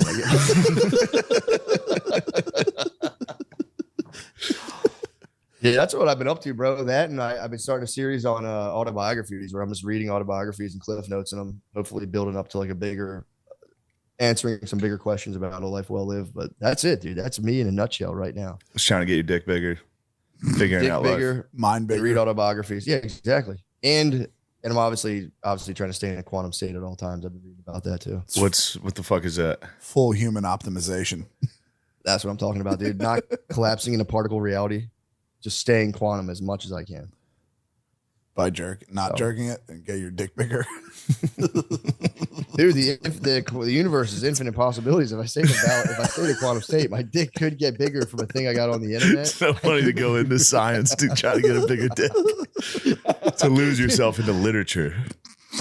Dude, he said he was like, he had to stop going to college for a while.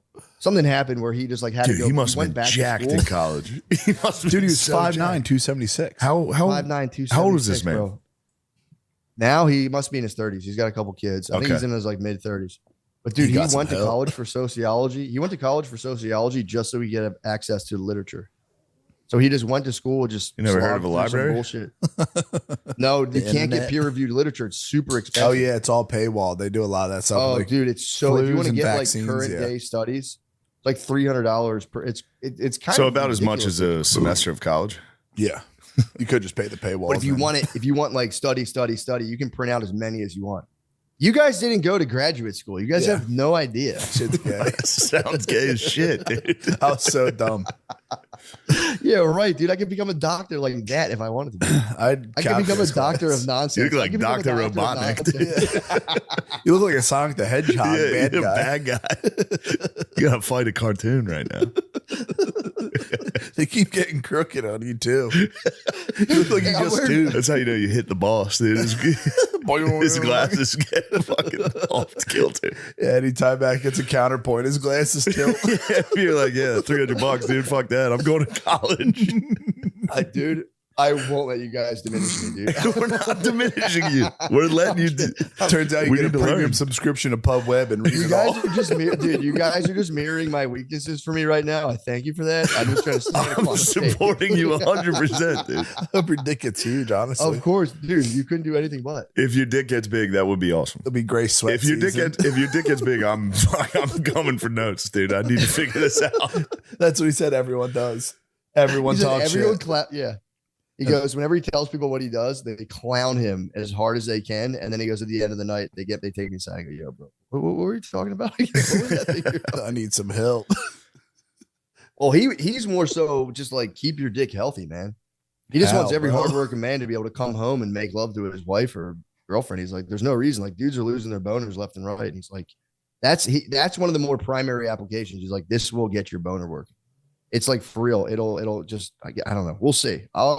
I'll know more about it when I do it firsthand. That's another thing I'm going to be doing. I wear red light glasses. Once I put my dick wheel on every night, my wife's going to be so turned on, dude. You are going to look like a fucking bad guy in a video game with a dick wheel. You're going to be fucking crazy. It's going to be satanic, dude. If your kids walk in. They're not going to walk in on that. If your kid walks in and sees you in red glasses, naked, using a dick wheel. It's gonna be life altering. I'll do it at my office. I'll do it at my office alone. You're gonna look like an AI prompt. Draw a bad guy who's naked, who's trying his dick bigger. Draw a horny villain. Well, I'm gonna go. I'm gonna go for just fully functional. I'm gonna go for fully functional. That's all. I'm gonna go. Dude, you have a. I mean, you're 100% on your villain arc, bro. Dude, I welcome it. That'd be sick. I love how you started working out for 3 weeks. Now you're trying to get your dick huge. I stopped working out for a couple of weeks. Why? Also, body's done, dude. Mission accomplished. Now it's on to the cock. Well, dude, I mean, I might be off. I might be completely out of the aesthetics game. Yeah, it is gay. Well, dude, I was watching a video last night of Spud sent it to me of it was like another ex. I'm surrounded by ex bodybuilders. Conor Murphy. Yes, he sent me the Conor Murphy video, and he was saying that, like, dude, if you're an aesthetically pleasing man, like ripped and shredded, obviously. He was like, and you don't have the sense of self or self-confidence, women will see right through that, and the only person you'll attract are gay guys. Yeah. Holy fuck. I was like, holy shit, he's so right, dude. Yeah, like every bodybuilder is like 97% men followers. Yeah, and then like chicks who are on T. He calls for, you have to just have a confident dad bod. He's like, that's the only way. He's like, if you get too ripped, you'll just get approached by men. So hard to have that. Go to the beach one time. Oof, devastating. Confident dad bod? Oh, it's impossible, dude. I told you that at McCaffrey's wedding, I just had to stand on the shore shirtless while him and his hot ass friends swam. Just did it wrong. His bro is like a professional surfer. They were out surfing. I just had to stand there, just keep on the shore, just like, God damn. Did you goth out? Yeah, we talked about that. I did goth. Oh yeah, right. Until last night, I was like, all right, got close enough to the water. You can't fully goth. Yeah. And the water was freezing. I was like, all right, I'll get in. Where was it? It was in Rhode Island. Damn, man. Fuck cold water. It was freezing. I got in jumped out real quick. I ran, gothed out, ran back to the shore, put a shirt on, still soaked. Just tugging at your bathing suit where your dick is constantly. Yeah. I was in gym shorts. I was like, I need a towel. I need some help. Oh, you're in gym shorts. You get those wet, and that's the vacuum seal. That's the big reveal. Full vacuum seal. That's the gender reveal party. And it was like 60-degree water, maybe. It was freezing. That'd be a sick idea for gender reveal to like pop the balloon and just pull a gigantic dildo out of the box. I just saw this yesterday. The Madonna and her, it's an old picture, but she was leaving a sex shop with her boyfriend, and paparazzi was there, and they got a picture, and the flash went through the bag and showed that she was buying a strap-on. Oh. Isn't that very funny? No. The dude's behind her like smiling. Oh, God. Yeah. Is he younger than her or older? I think he was younger. It was an old boy. It was an old thing. I just had never seen it until yesterday. Spade's over in Rome right now, and he has a chest camera, a hat. He has his headset talking to me. And you guys are fucking. What is going on here? What? He's over there with a chest cam and that. Matt's in pulling his dick with red glasses on. What are you guys up to? They keep calling Spade paparazzi. Like, my paparazzi, come here. He's hot as shit too. He had 30,000 steps yesterday. He burned 1,000 calories walking.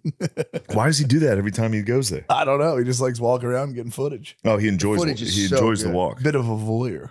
I thought he was just lost constantly. Oh, no. Now he's just like rolling around seeing shit. He was filming some dude at like 1 a.m. in the Pantheon doing push-ups. He had his girlfriend filming him, and he's just sitting there screaming in Italian, some inspirational shit. That's actually pretty awesome. Was he influencing? I think so. I mean, I can't understand Italian. It's a beautiful language, but I can't understand it. True. Right now we have huge fish to fry, bro. Yeah. Austin Wealth, your guys' fucking town. Did you see that? No, what's that? No. Austin Wealth Management is like, I think it's Soros, BlackRock, Vanguard are like the biggest holders, but they shorted the Donald Trump stock the day before he got shot. Massively shorted the Donald Trump stock. He got shot. They put a put on it or whatever the fuck you call it, and then it just tanked, so they had to sell real quick. And I think they're the same people, or that same squad is the same people who shorted Unite or like all the flights and shit before 9/11. What the fuck? What say you, Dummy? What do you think? I think that's fucked up. Yeah. What do you think about the FBI lady who was sitting there? Which one? You see footage allegedly of an FBI. I'm just following Dom Luker, breaker of narratives. I don't know. What the fuck are you guys talking about? What's this? They say there was a lady who was like an FBI director who was like sitting right behind him. Which makes sense. I don't know. That was like her next didn't match up. They said some girl from the FBI was like watching it happen and shit. That was BS. It might have been BS. There's no way they're that dumb. They're fucked up because the Trumpomaniacs are coming. That was incredible, dude. Did you see the RNC? Did you watch Hogan? Hulk Hogan gave a speech at the RNC, and it was undeniably great, dude. McCusker. I've been with O'Connor this whole time. It's been so fun. Oh, just being like, bro, you guys are down so bad. He can't. Even O'Connor. Teams yet? O'Connor has to even admit, like, fuck. Yeah, dude. Zuck just came out and said Trump's a badass for doing that. Oh, really? Maybe the pendulum's swinging. I just want the left to stop spewing hateful rhetoric that promotes violence. Political violence, bro. I don't laugh about that shit at all. Political violence is extremely scary. That was a cool shit. Any of you got, don't blindside me with any political violence jokes, dude, because I'll walk away from this. You'll walk. Yeah, that Tenacious D broke up because of it. I wish they didn't. That sucks. Dude, it's a travesty, man. Yeah, Kyle Gass, dude, his nasty little ass came out. It was like Kyle ass. Kyle, they did little nasty Kyle. It was just like, don't miss next time. Yeah, man. I mean, that's all right. It was just a little tiny joke. It's a liberal edge joke, dude. We got it. I didn't think it was that big of a fucking deal, but apparently Jack did. Yeah. They've all been like, he should die. You're wishing death on a man, then death comes near him, and you're like, I take that all back. Yeah. Like, for what? What are your real sentiments? If you guys, if he died, they'd be happy. Just be honest. It was worst case scenario. I mean, just skimmed his head. He stood up and put his fist up. It's like, holy shit, dude. Whatever situation room that was trying to pull all that off was probably like, fuck. No way. You hit his ear. And dude, they were in denial right up front. I called Phil that. Like loud noises. I called Phil that night. He was fucking fired up, dude. I waited till the sun was going down. I knew Phil was going to have a couple drinks. For the president. Celebrating the president. I was like, what do you think of that? I called him. He goes, I'll tell you what, he showed me something. That guy showed me something last night. He's a tough son of a bitch. He got up. He wanted to fight that guy. He wanted to find him. I was like, yeah, hell yeah, dude. It's kind of incredible that he got dogpiled by Secret Service and was able to walk the next day. If I was like 80, 78 years old, dude, and a bunch of dudes jumped on me, I wouldn't be able to walk for like 3 days. No shit, dude. Pause. Wait, what? You wouldn't be able to walk after the guys piled on you? Yeah. Pause. Obviously, I said that, not my house. Well, guys and girls. No, to be fair, guys and girls. Yeah, there was some brave women. Did you see the transcript that Spade sent you that? Wait, guys and girls? No, there was girls on his team. Yeah. I know, but would you do guys and girls? We were talking about Trump, but I think they piled on him and like he just like found a little pocket of air between two tits. He was just kind of breathing. He was fine. Did you see the transcripts? No. It was like all the dudes like 100% business, and then the one it was like female Secret Service. Yeah, the one that looks exactly like me. Yeah. What? God damn it, dude. I thought of course. The only thing I saw it first before. Obviously, if I see someone that looks like me, I'm like, oh, great. The shooter kind of looks just like my luck. They put up a thing where it was a picture of the shooter and they gave him XXXTentacion's braids. Did you see that? No. He looked. The picture kind of looks like me. It's fucking bizarre. My cousin tried to hit me with I look like the shooter. I was like, dude, I do not. Hold on, I'll try to find it. Tell me this shit. You don't think the shooter's handsome? No, not at all. That kid's a fucking weirdo. Does that not look like me? No, it doesn't look anything like you at all. A little bit in the nose and eyes, bro. You fucking wish, dude. Yeah, all right. I see it a lot. A little bit. His chin throws it off, but from like head down, and once you stop the chin, we kind of look like we hold none of the same fucking thing. Supposedly, he has 3 offshore accounts. Really? Who set them up? Did he really contribute? Did he contribute to Deep Blue as well? That's something. Act Blue. Act Blue, my bad. That's what it's called. He was a registered Republican, which is a move that some people might do if they want to vote for the Republican they don't want to win. Yeah, they'll do it for the primaries. But he was an Act Blue supporter. And the other thing that's coming out, the CrowdStrike thing that just happened? Yeah. CrowdStrike, Microsoft, all the fucking planes had to go down. Yeah. A con man missed his flight this morning from that. From that? Okay. Yeah. So, does CrowdStrike ring a bell? Just sat on my couch and farted for an extra 5 hours. Yeah, you said that as I was farting myself. So I get surprised. It's a vibration. Dude, hold on. I know I'm off topic. Okaman crushes NA beers. Why? Nonstop. For like at all time. Like this morning before he left, he had like 4 NAs. Is there any alcohol at all? 0 alcohol. So they just drink hops. 45 calorie cans of like just hops. And then he just sits on your couch and farts. It'd be like railing CBD all day. It's fucking wild, dude. The farts that guy's putting out from these NAs are. Yeah, and all those beers are just sprayed with glyphosate and shit. So you're not even getting drunk. Like at least if you drink beer, you can get like drunk. If not, you're just like drinking glyphosate ridden fucking barley or wheat, whatever. Wait, is he doing this non-socially? Just non-socially. Them like he literally just crushes NA beers. St. Paul. He just likes them. He just likes them. I mean, sure. Yeah, that's crazy though. Yeah, he drinks them the way Bill drinks seltzers. Like 6 seltzers. At all times, crushing them. That's like methadone. Pretty wild. I don't understand it. Did he give you a reason? No, he said he just loves them. It's literally just he loves them. Do you get hungover from that? If you drink that? enough, you can get a little buzz. No, I don't think so. No, you don't get it. It's 0 alcohol. But I'm just saying, like any other shit. I'm sure you get sick. It's like, the farts were fucking crazy. You might get an NA beer belly or NA beer belly. Definitely, if you're drinking, yeah. Just get a 6-pack. Just get shredded. What kind?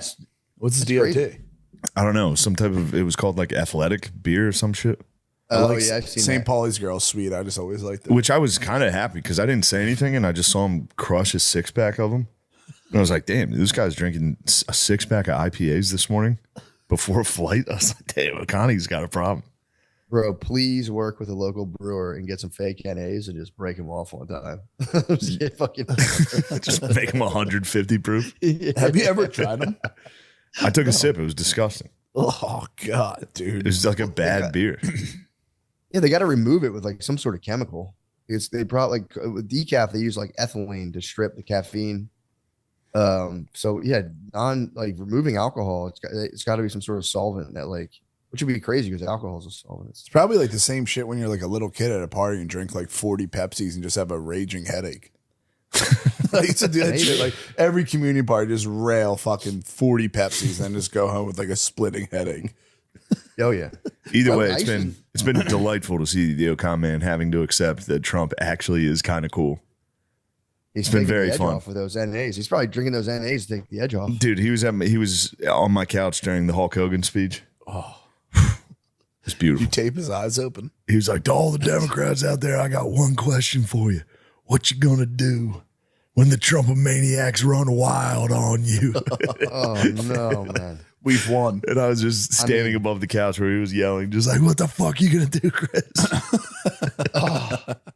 I mean, dude, they're like NASA control center being like, all right, we're losing black guys at an astounding pace. It's over. Like, sir, Hulk Hogan has come out officially as a Trump. Yeah. God fucking damn it. He called them the Trumpomaniacs. He had Kid Rock and Hulk Hogan and Dana White. We're fucked. Yeah. And Hulk Hogan ripped his shirt off. Oh my God. Yeah, and he's still jacked, dude. I bet. He's still jacked. I was kind of curious. He's probably on enhancements. He's probably on gender affirming care.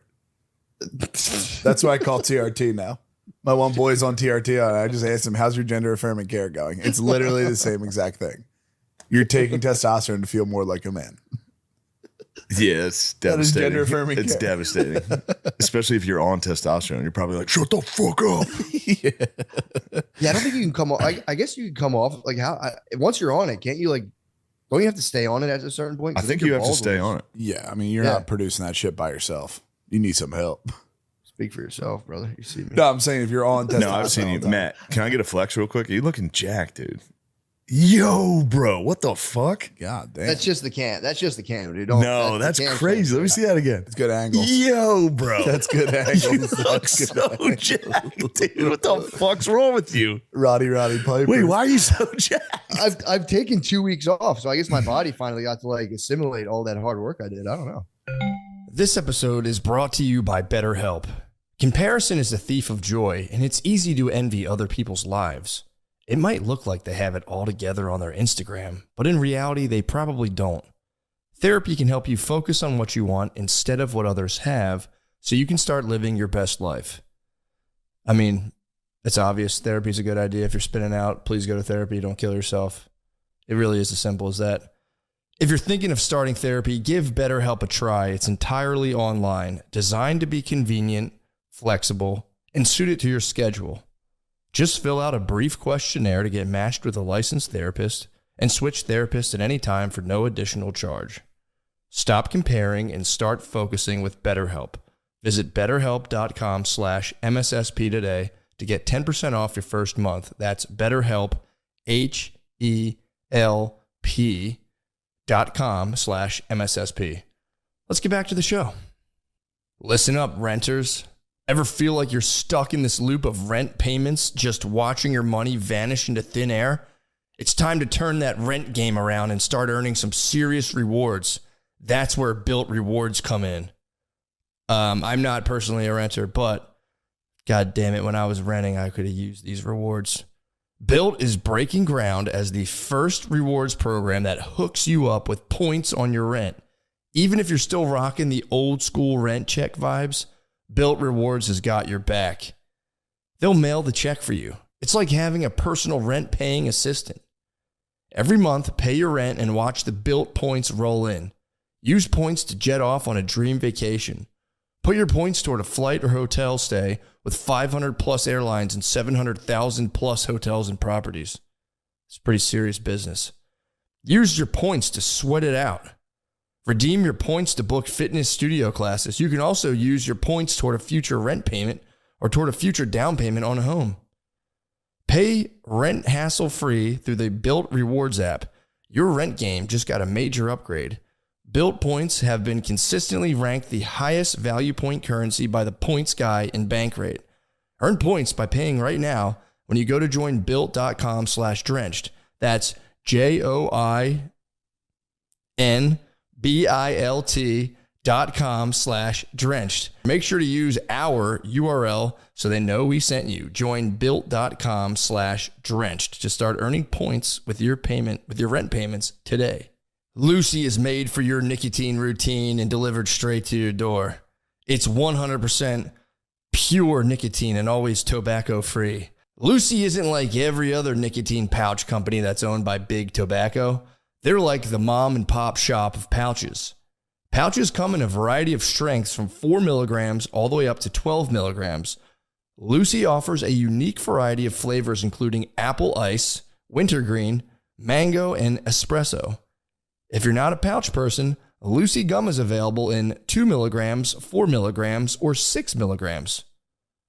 I mean, what can I say? Obviously, I love this stuff. Let's level up your nicotine routine with Lucy. Go to lucy.co/drenched and use promo code DRENCHED to get 20% off of your first order. Lucy offers free shipping and has a 30-day refund policy if you change your mind. That's lucy.co and use code DRENCHED to get 20% off and always free shipping. Here comes the fine print. Lucy products are only for adults of legal age, and every order is age verified. Warning, this product contains nicotine, and nicotine is an addictive chemical, believe it or not. Now, for real, let's get back to the show. Actually, before we get back to the show, please, I'll be in San Jose pretty soon. I think in like 2 weeks. Go to mattmccusker.com/dates. San Jose. I'll be in Virginia, Capitol Hall or Tyson's Hall, whatever it is. I'll be in New York City. I'll be in a bunch of places. If you want to see me do stand-up, do mattmccusker.com/dates. And also go to shanemgillis.com for all of Shane's dates as well. There's a bunch on there. Big one in Philadelphia. Dare I say the link.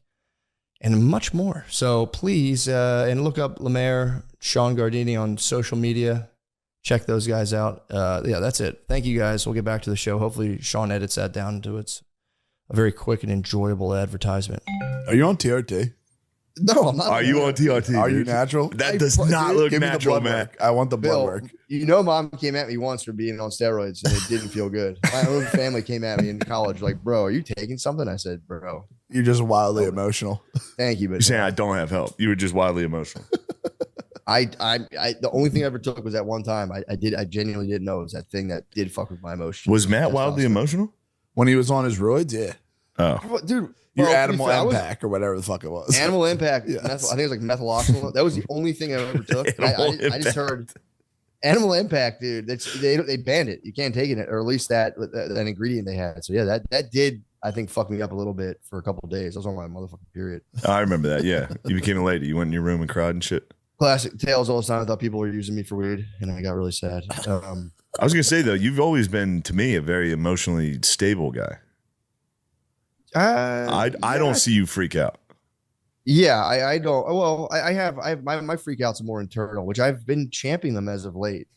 But my freakouts are more quiet and internal. Yeah, it's like a slow, steady burn. It's like the dude behind you in that painting. Yeah, bro, that's me right there, Holmes.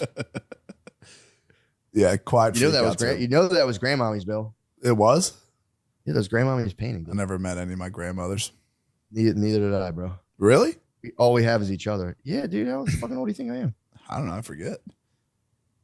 I remember Tom crying about her. I'm not, putting his business out there. Who the fuck cries when their grandma dies, bro? They were young. They were like, this is one of my first memories. I was like a tiny little kid.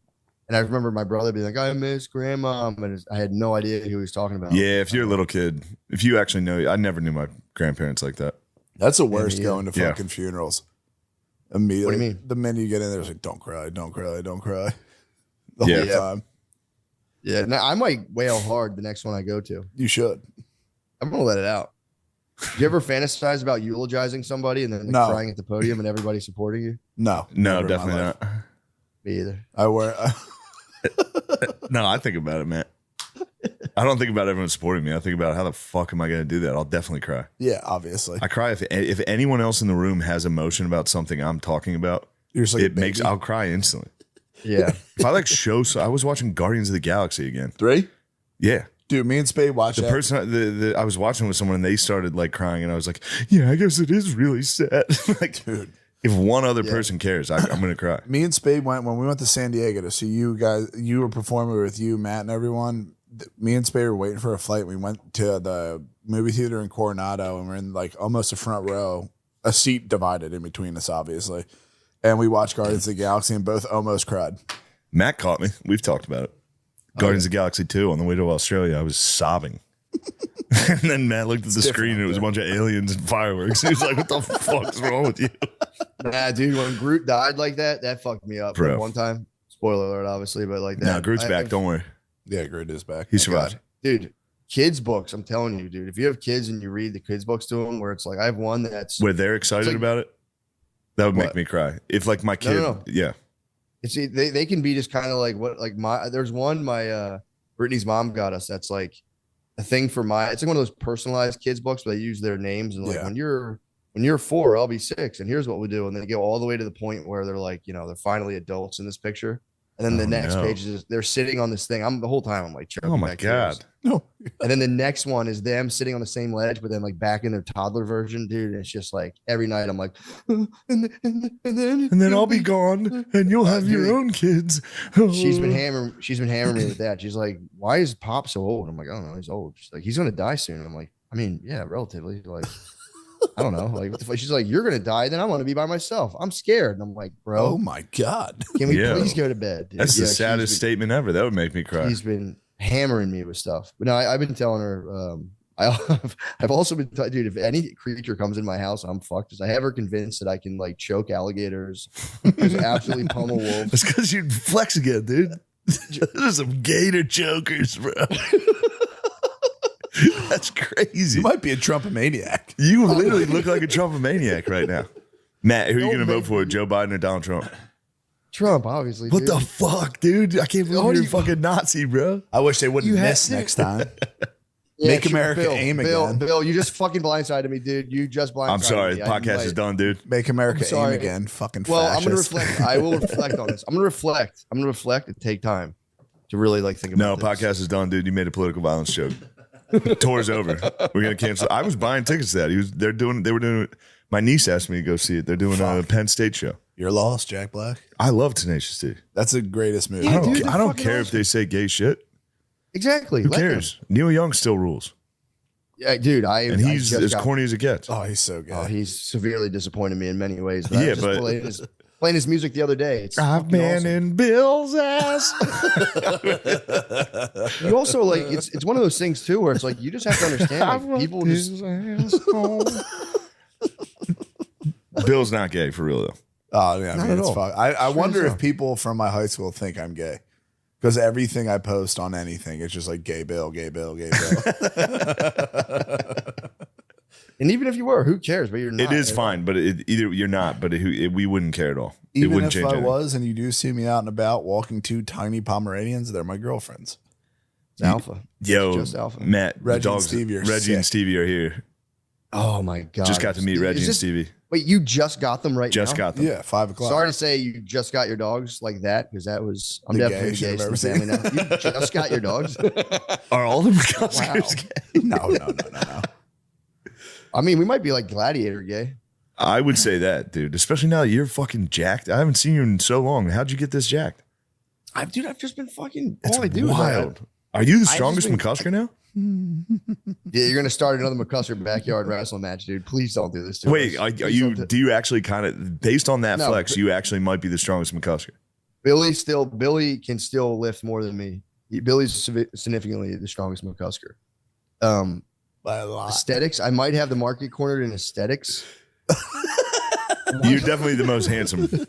You're an aesthetic I'm talking about being jacked. Yeah. But I'm getting out of the aesthetic game right now. Now I'm just getting into pure. Yeah, but it's just such a jacked, like not vascular. No veins, dude. Like an old wrestler. You literally are a thick man, dude. Like Bret the Hitman Hart right now. Yeah, it's crazy. There's not one vein, just jacked, bro. Yeah, we're so on not vascular. Hold on, man. I mean, I could probably get some vasculation going there. That was the one thing the dude was saying to the penis guy that cracked me up. He's like, bro, my arms are like a fucking road map. And I was like, dude, let's go. Fuck. I wish I could never do that. Yeah, I'm retaining water. My salt intake's high, but I'm retaining water. I'm actually pretty, like, a lot of times when I get like blood work done, the nurses are like, damn, like you have great. You ever hear that when they're like, you have great veins? Oh yeah. Yeah. Yeah. So they like, my vascularity, I wouldn't really come at it. Pretty popular in the doctor's office. You're not bragging. I haven't been to the doctor, dude. I haven't gone in forever. Neither do I. I just let shit be fucked up. And if it goes away in 3 months, I stop worrying about it. And if it doesn't, I stop thinking about it. True that. Dude, I've got Deeds here. Deeds in the corner, haunting. He's a little cool. Deeds is doing it. Yeah, bro. So dark, I can barely see the dude. I had to send my fucking, I had to send one of my motherfucking hitters out there. Dude, the fucking room at night, I painted the ceiling and the walls, everything navy blue. So when you're watching TV and stuff, it just becomes a fucking void. That's what's up. Just something I was going for, It's cool. I like that. You are an interior design beast, bro. You are an interior designer. Thanks. What's up? Why are you smiling? I'm just proud of you. I'm happy that you love decorating. Me and Shane, we put the Xbox up. Come on, dude. No, dude, that's the new alpha wave, dude. Getting into like interior design, like, nah, babe, I'm gonna pick the curtains, fall back. These are cool curtains, aren't they? They're nice. They bro. are very cool. Very whimsical. You're very good at trying this. To think, your aesthetic, you have like a very Turkish aesthetic, which is I like it. I have Moroccan lights hanging up. I got to finish the other two. I got them from Marrakesh. We're 1% Middle Eastern, bro. Are we? Yeah, man. I got my 23andMe. We're 0.1% Western or 1% Western Asian. Yeah, right. Did you even see their Twitter's insane? They just tweeted the Houthis found out. And it was like a picture of a fighter jet in on fire city. It's like, dude, relax.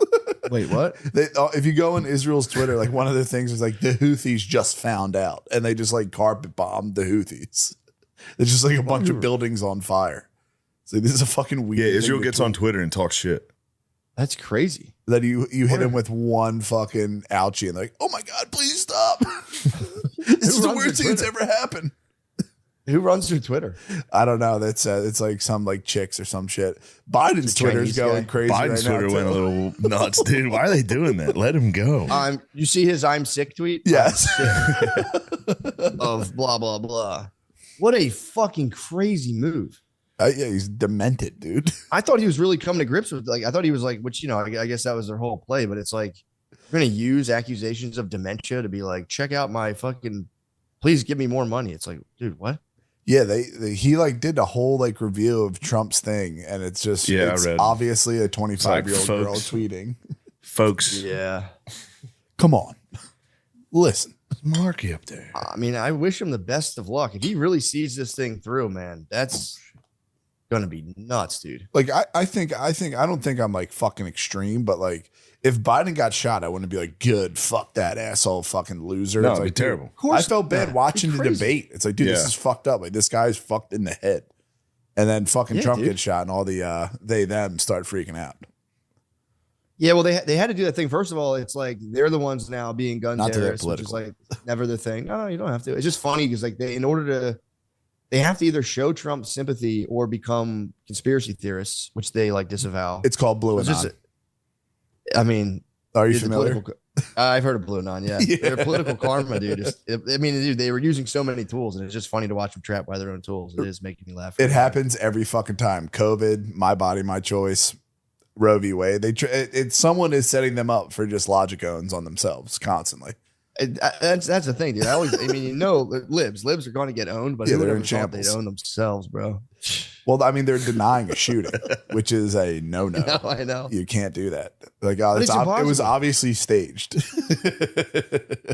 I for real, I like entertained the thought myself, and I just kept thinking about it. I'm like, dude, I don't know how you'd pull that off, because they're going to Freedom of Information Act. All the Dems they want it to be fake, so they're going to have to try to prove it was fake.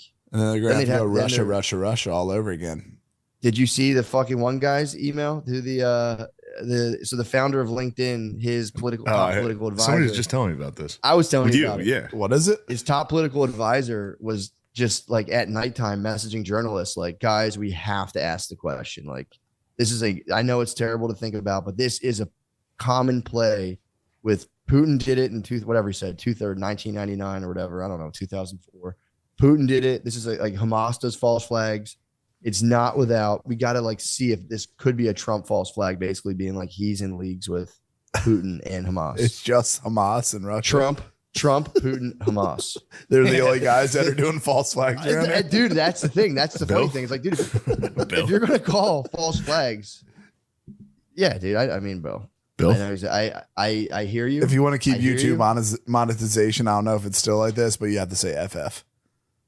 During when Q was hot, they would say FF, so they didn't get demonetized. Dude, he did. He like put the email out. One of his journalist buddies leaked the email. Obviously, it was like, "Yo, this guy's wilding," and then he had to come out and be like, "It wasn't approved by my team. I deeply apologize." It's like, dude, you're getting wild. Just get fucking wild. Go nuts. Do your job, dude. Go nuts, dude. Weirdo. The best is people who are getting harassed. Like, there's people who like work at Lowe's and Home Depot, and they'll be on Facebook like, "I wish they would have shot Trump." And like, guys are going to Home Depot and filming like 56-year-old ladies like, "So you want the president? Nah, you think that's cool? You think political violence is cool?" Like, I'm at my job, sir. Holy fucking shit. Yeah, it's really sad. The state of affairs is truly sad. You must not watch the RNC, bro. Yeah. You watch that, you go, that's cool. We're back. No, that's cool. I'm talking about rolling up to the Lowe's to like attack a 50-year-old lady and be like, "Say it again, bitch. Say it again." Yeah, of course. Talking about DJT to my fucking face. Yeah, that's my president. Yeah, True. The thing that's really weird though with the CrowdStrike tanking is they were in charge of the servers from the DNC. Do you remember that? That said they got hacked by Russia. So CrowdStrike is the people who had the servers that Trump was trying to get to, which he alluded to in the perfect phone call to Vladimir or Zelensky. Do you remember the perfect phone call? No, what's the perfect phone call? The thing that he got in trouble for, and there was the Russia investigation because he called Ukraine and was like, "I want to know what the fuck's going on." Yeah. It's the perfect phone call. Why do you call it that? Right. He didn't say anything wrong. It was a perfect phone call according to Trump. But CrowdStrike's fucking weird as shit because they were denying FBI access to the fucking servers. So like the FBI was trying to get in the servers and CrowdStrike was just like, no. And you know what the company where CrowdStrike's from? The Ukraine. Where? What? Bro. Bill. This crowd, I mean, Trump gets shot. They miss. They short his stock. And then a few days later, all their shit goes down. And CrowdStrike is one of the people that were out to get Trump in the 2016 election. And then help steal it. Oh, their servers are down now. I see what you're saying. Well, CrowdStrike's a fucking company that like runs all the shit. So like they got a fucking, allegedly it was like someone did some update that fucked up, but I don't know, dude. I mean, just deleting some. I think it was, they probably hired the guy who was watching Epstein in his cell and he had a new job. And he's like, "God damn it, I fucked up again. Son of a bitch." I thought I was supposed to update. Why can't I get this right, dude? I keep missing my big opportunities. Yeah, it's just real weird because all that shit's tied into like the Austin Wealth Management Company that shorted Trump stock and fucking CrowdStrike's wild. Like I heard that name, I completely forgot, but it's back in like 2016 Pizzagate era, fucking Russian collusion. All has to do with CrowdStrike and they're bad actors, bro. Yeah, they gotta chill with demonizing Russia, dude. You'll hear about you'll hear about it in 5 years, like the stolen election and the fake vaccines. Heard that. You know, I heard that. Next year's news today. I watched your boy Jones on Tim Dillon. Oh, it was great. That was wild. My boy, is he swigging vodka? He's on vacation. Is he chugging vodka in that? Tito's. Yeah. Yeah, little Uncle Tito's in the morning. Ripping cigs, chugging vodka. He's on vacation, bro. He's just hanging out. Why'd he cover the screen to chug the vodka? Why'd he blur it? Yeah, he put his hand over the lens and then chug vodka. Oh, maybe because he didn't want to see people watch him swig vodka. Yeah, but then he would like put the bottle down and go, "Oh," because he like almost puked like 10 times. He was drunk. He wasn't like with all of his faculties doing it right. He just covered the screen and then let go. There's just a bottle of Tito's there. He's puking. That's fucking nuts, dude. I didn't know he ripped cigs like that. Well, I mean, when he's on vacation, I fucking ripped cigs yesterday. How many cigs do you smoke, bro? I smoked 2 cigs yesterday in probably one of the best days of my life. Wow. Oh, shit. What happened? The company I do work for, Terra Firma, they had their golf outing at the Squires Club up in Ambler, PA. And dude, I mean, what a fucking, it is dudes only. Chicks aren't allowed there. There's no chicks working there. There's nothing. It's just only dudes. A clubhouse and a golf thing. So we went. You had dudes only? Yeah, it was dudes only. Best day of my life. You get dog piled. They pile on you at the clubhouse. So you go there, you eat lunch. He did have a little limp. I watched it when he was playing with his Pomeranians. Dude, I have He a had fucked up little foot. limp. I have a fucked up foot, dude. Jesus Christ. What happened to your foot? I fucked it up a while ago, and it was a bone bruise. Worse than a break, some say.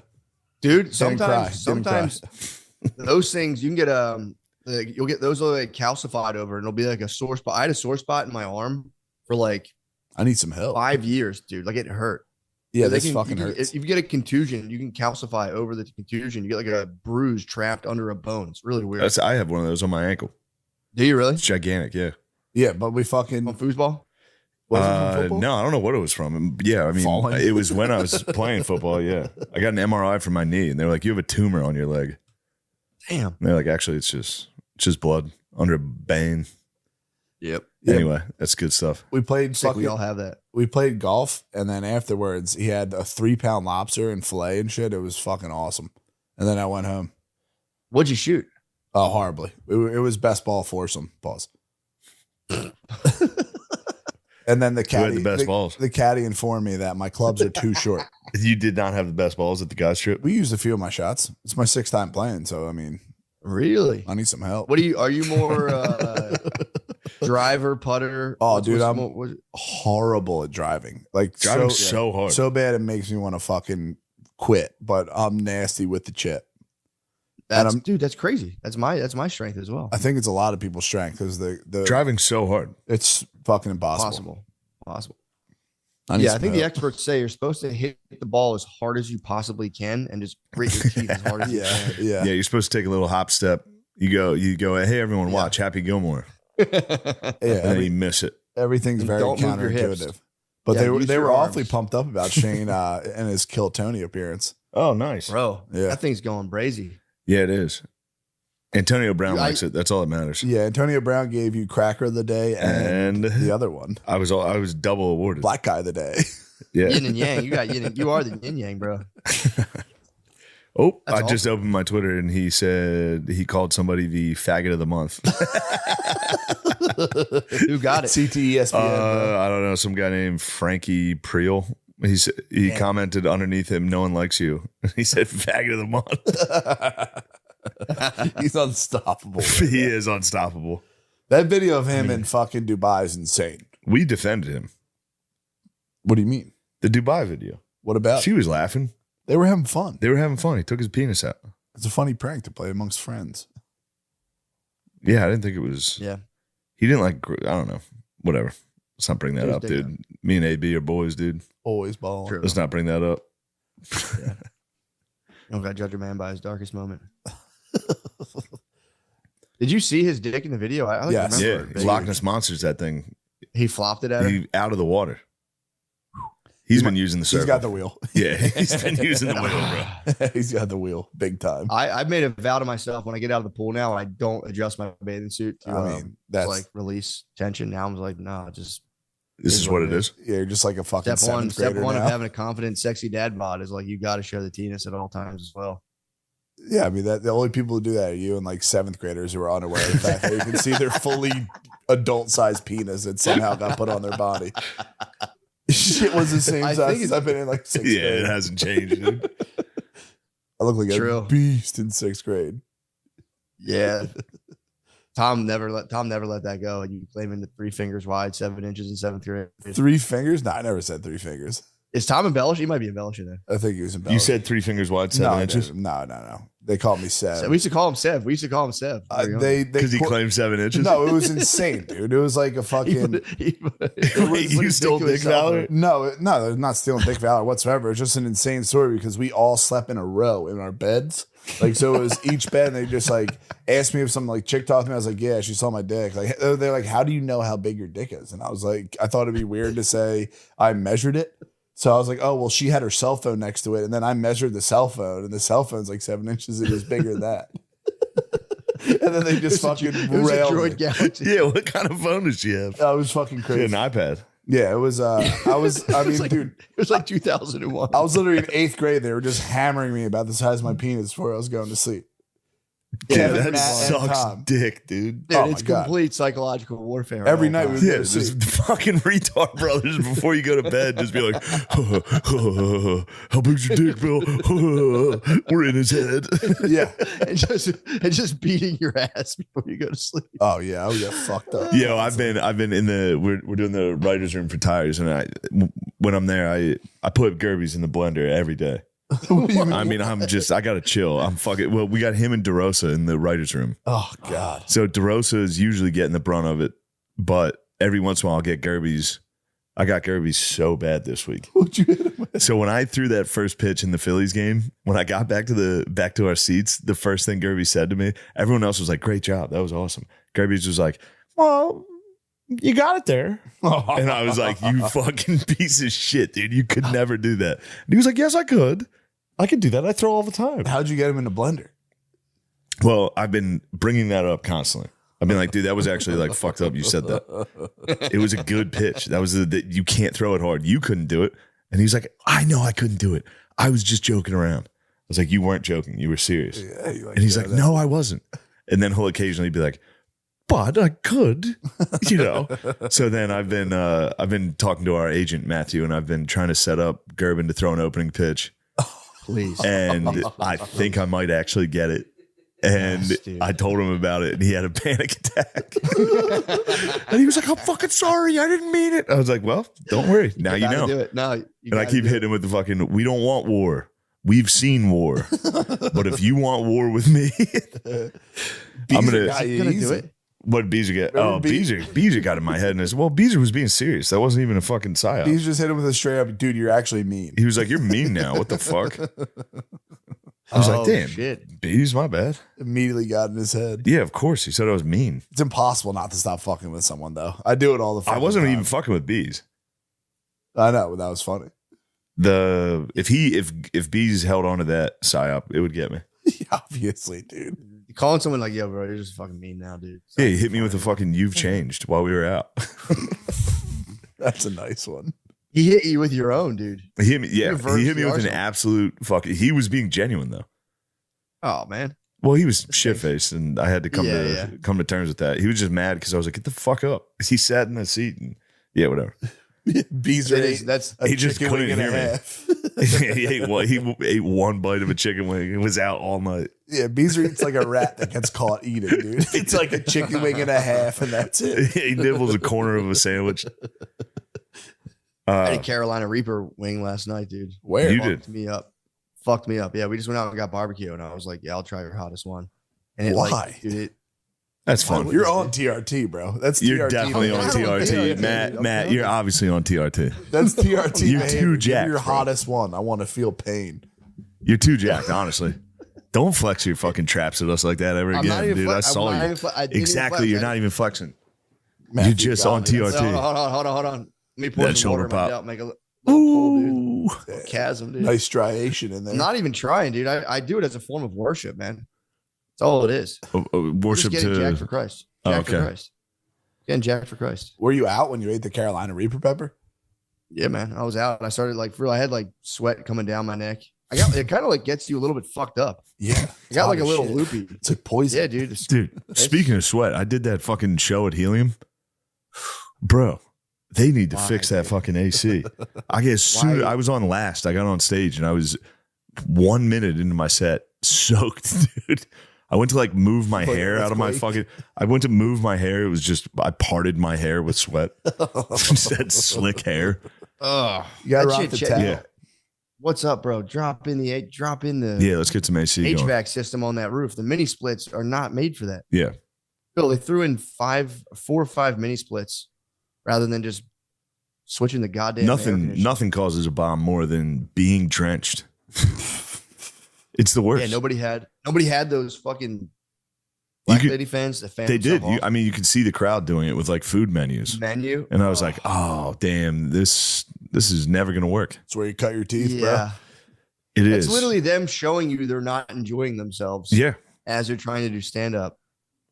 Yeah, I was like, I was dripping sweat within a minute. Just sweat more, which sucks. Yeah, and then I was like, is it hot as fuck in here? And the whole crowd was like, yes, this sucks. I was like, all right, let's hurry this up then. I get worried about the crowd being tired at late shows. I'm like, they're so tired, dude. They're not. Go to sleep. They're so tired. They're not tired. It's the only way they're tired is if it's hot. Yeah, true. That's true. That's it. I did a Thursday night late show. I was like, this is kind of greedy. Towards the end of it, I was like, I didn't have to do this. Poor guys. It's hot. Thursday late. It's not hot. Yeah. Thursday late's a greedy. That's a sleepy group. Yeah, exactly. Don't worry. Even if you spill that on the couch, you can take off each individual. It's empty. But I'm just saying, even if you did, you could take off each individual cover and wash it if you wanted to. What's the couch called? A love sack? Love sack sectional. It's awesome. It sucked cock putting together. It was the same thing over and over. I had to carry all the fucking pieces out. Each piece comes in a different fucking box. By yourself? Yes. There weren't any guys with you? No. Why?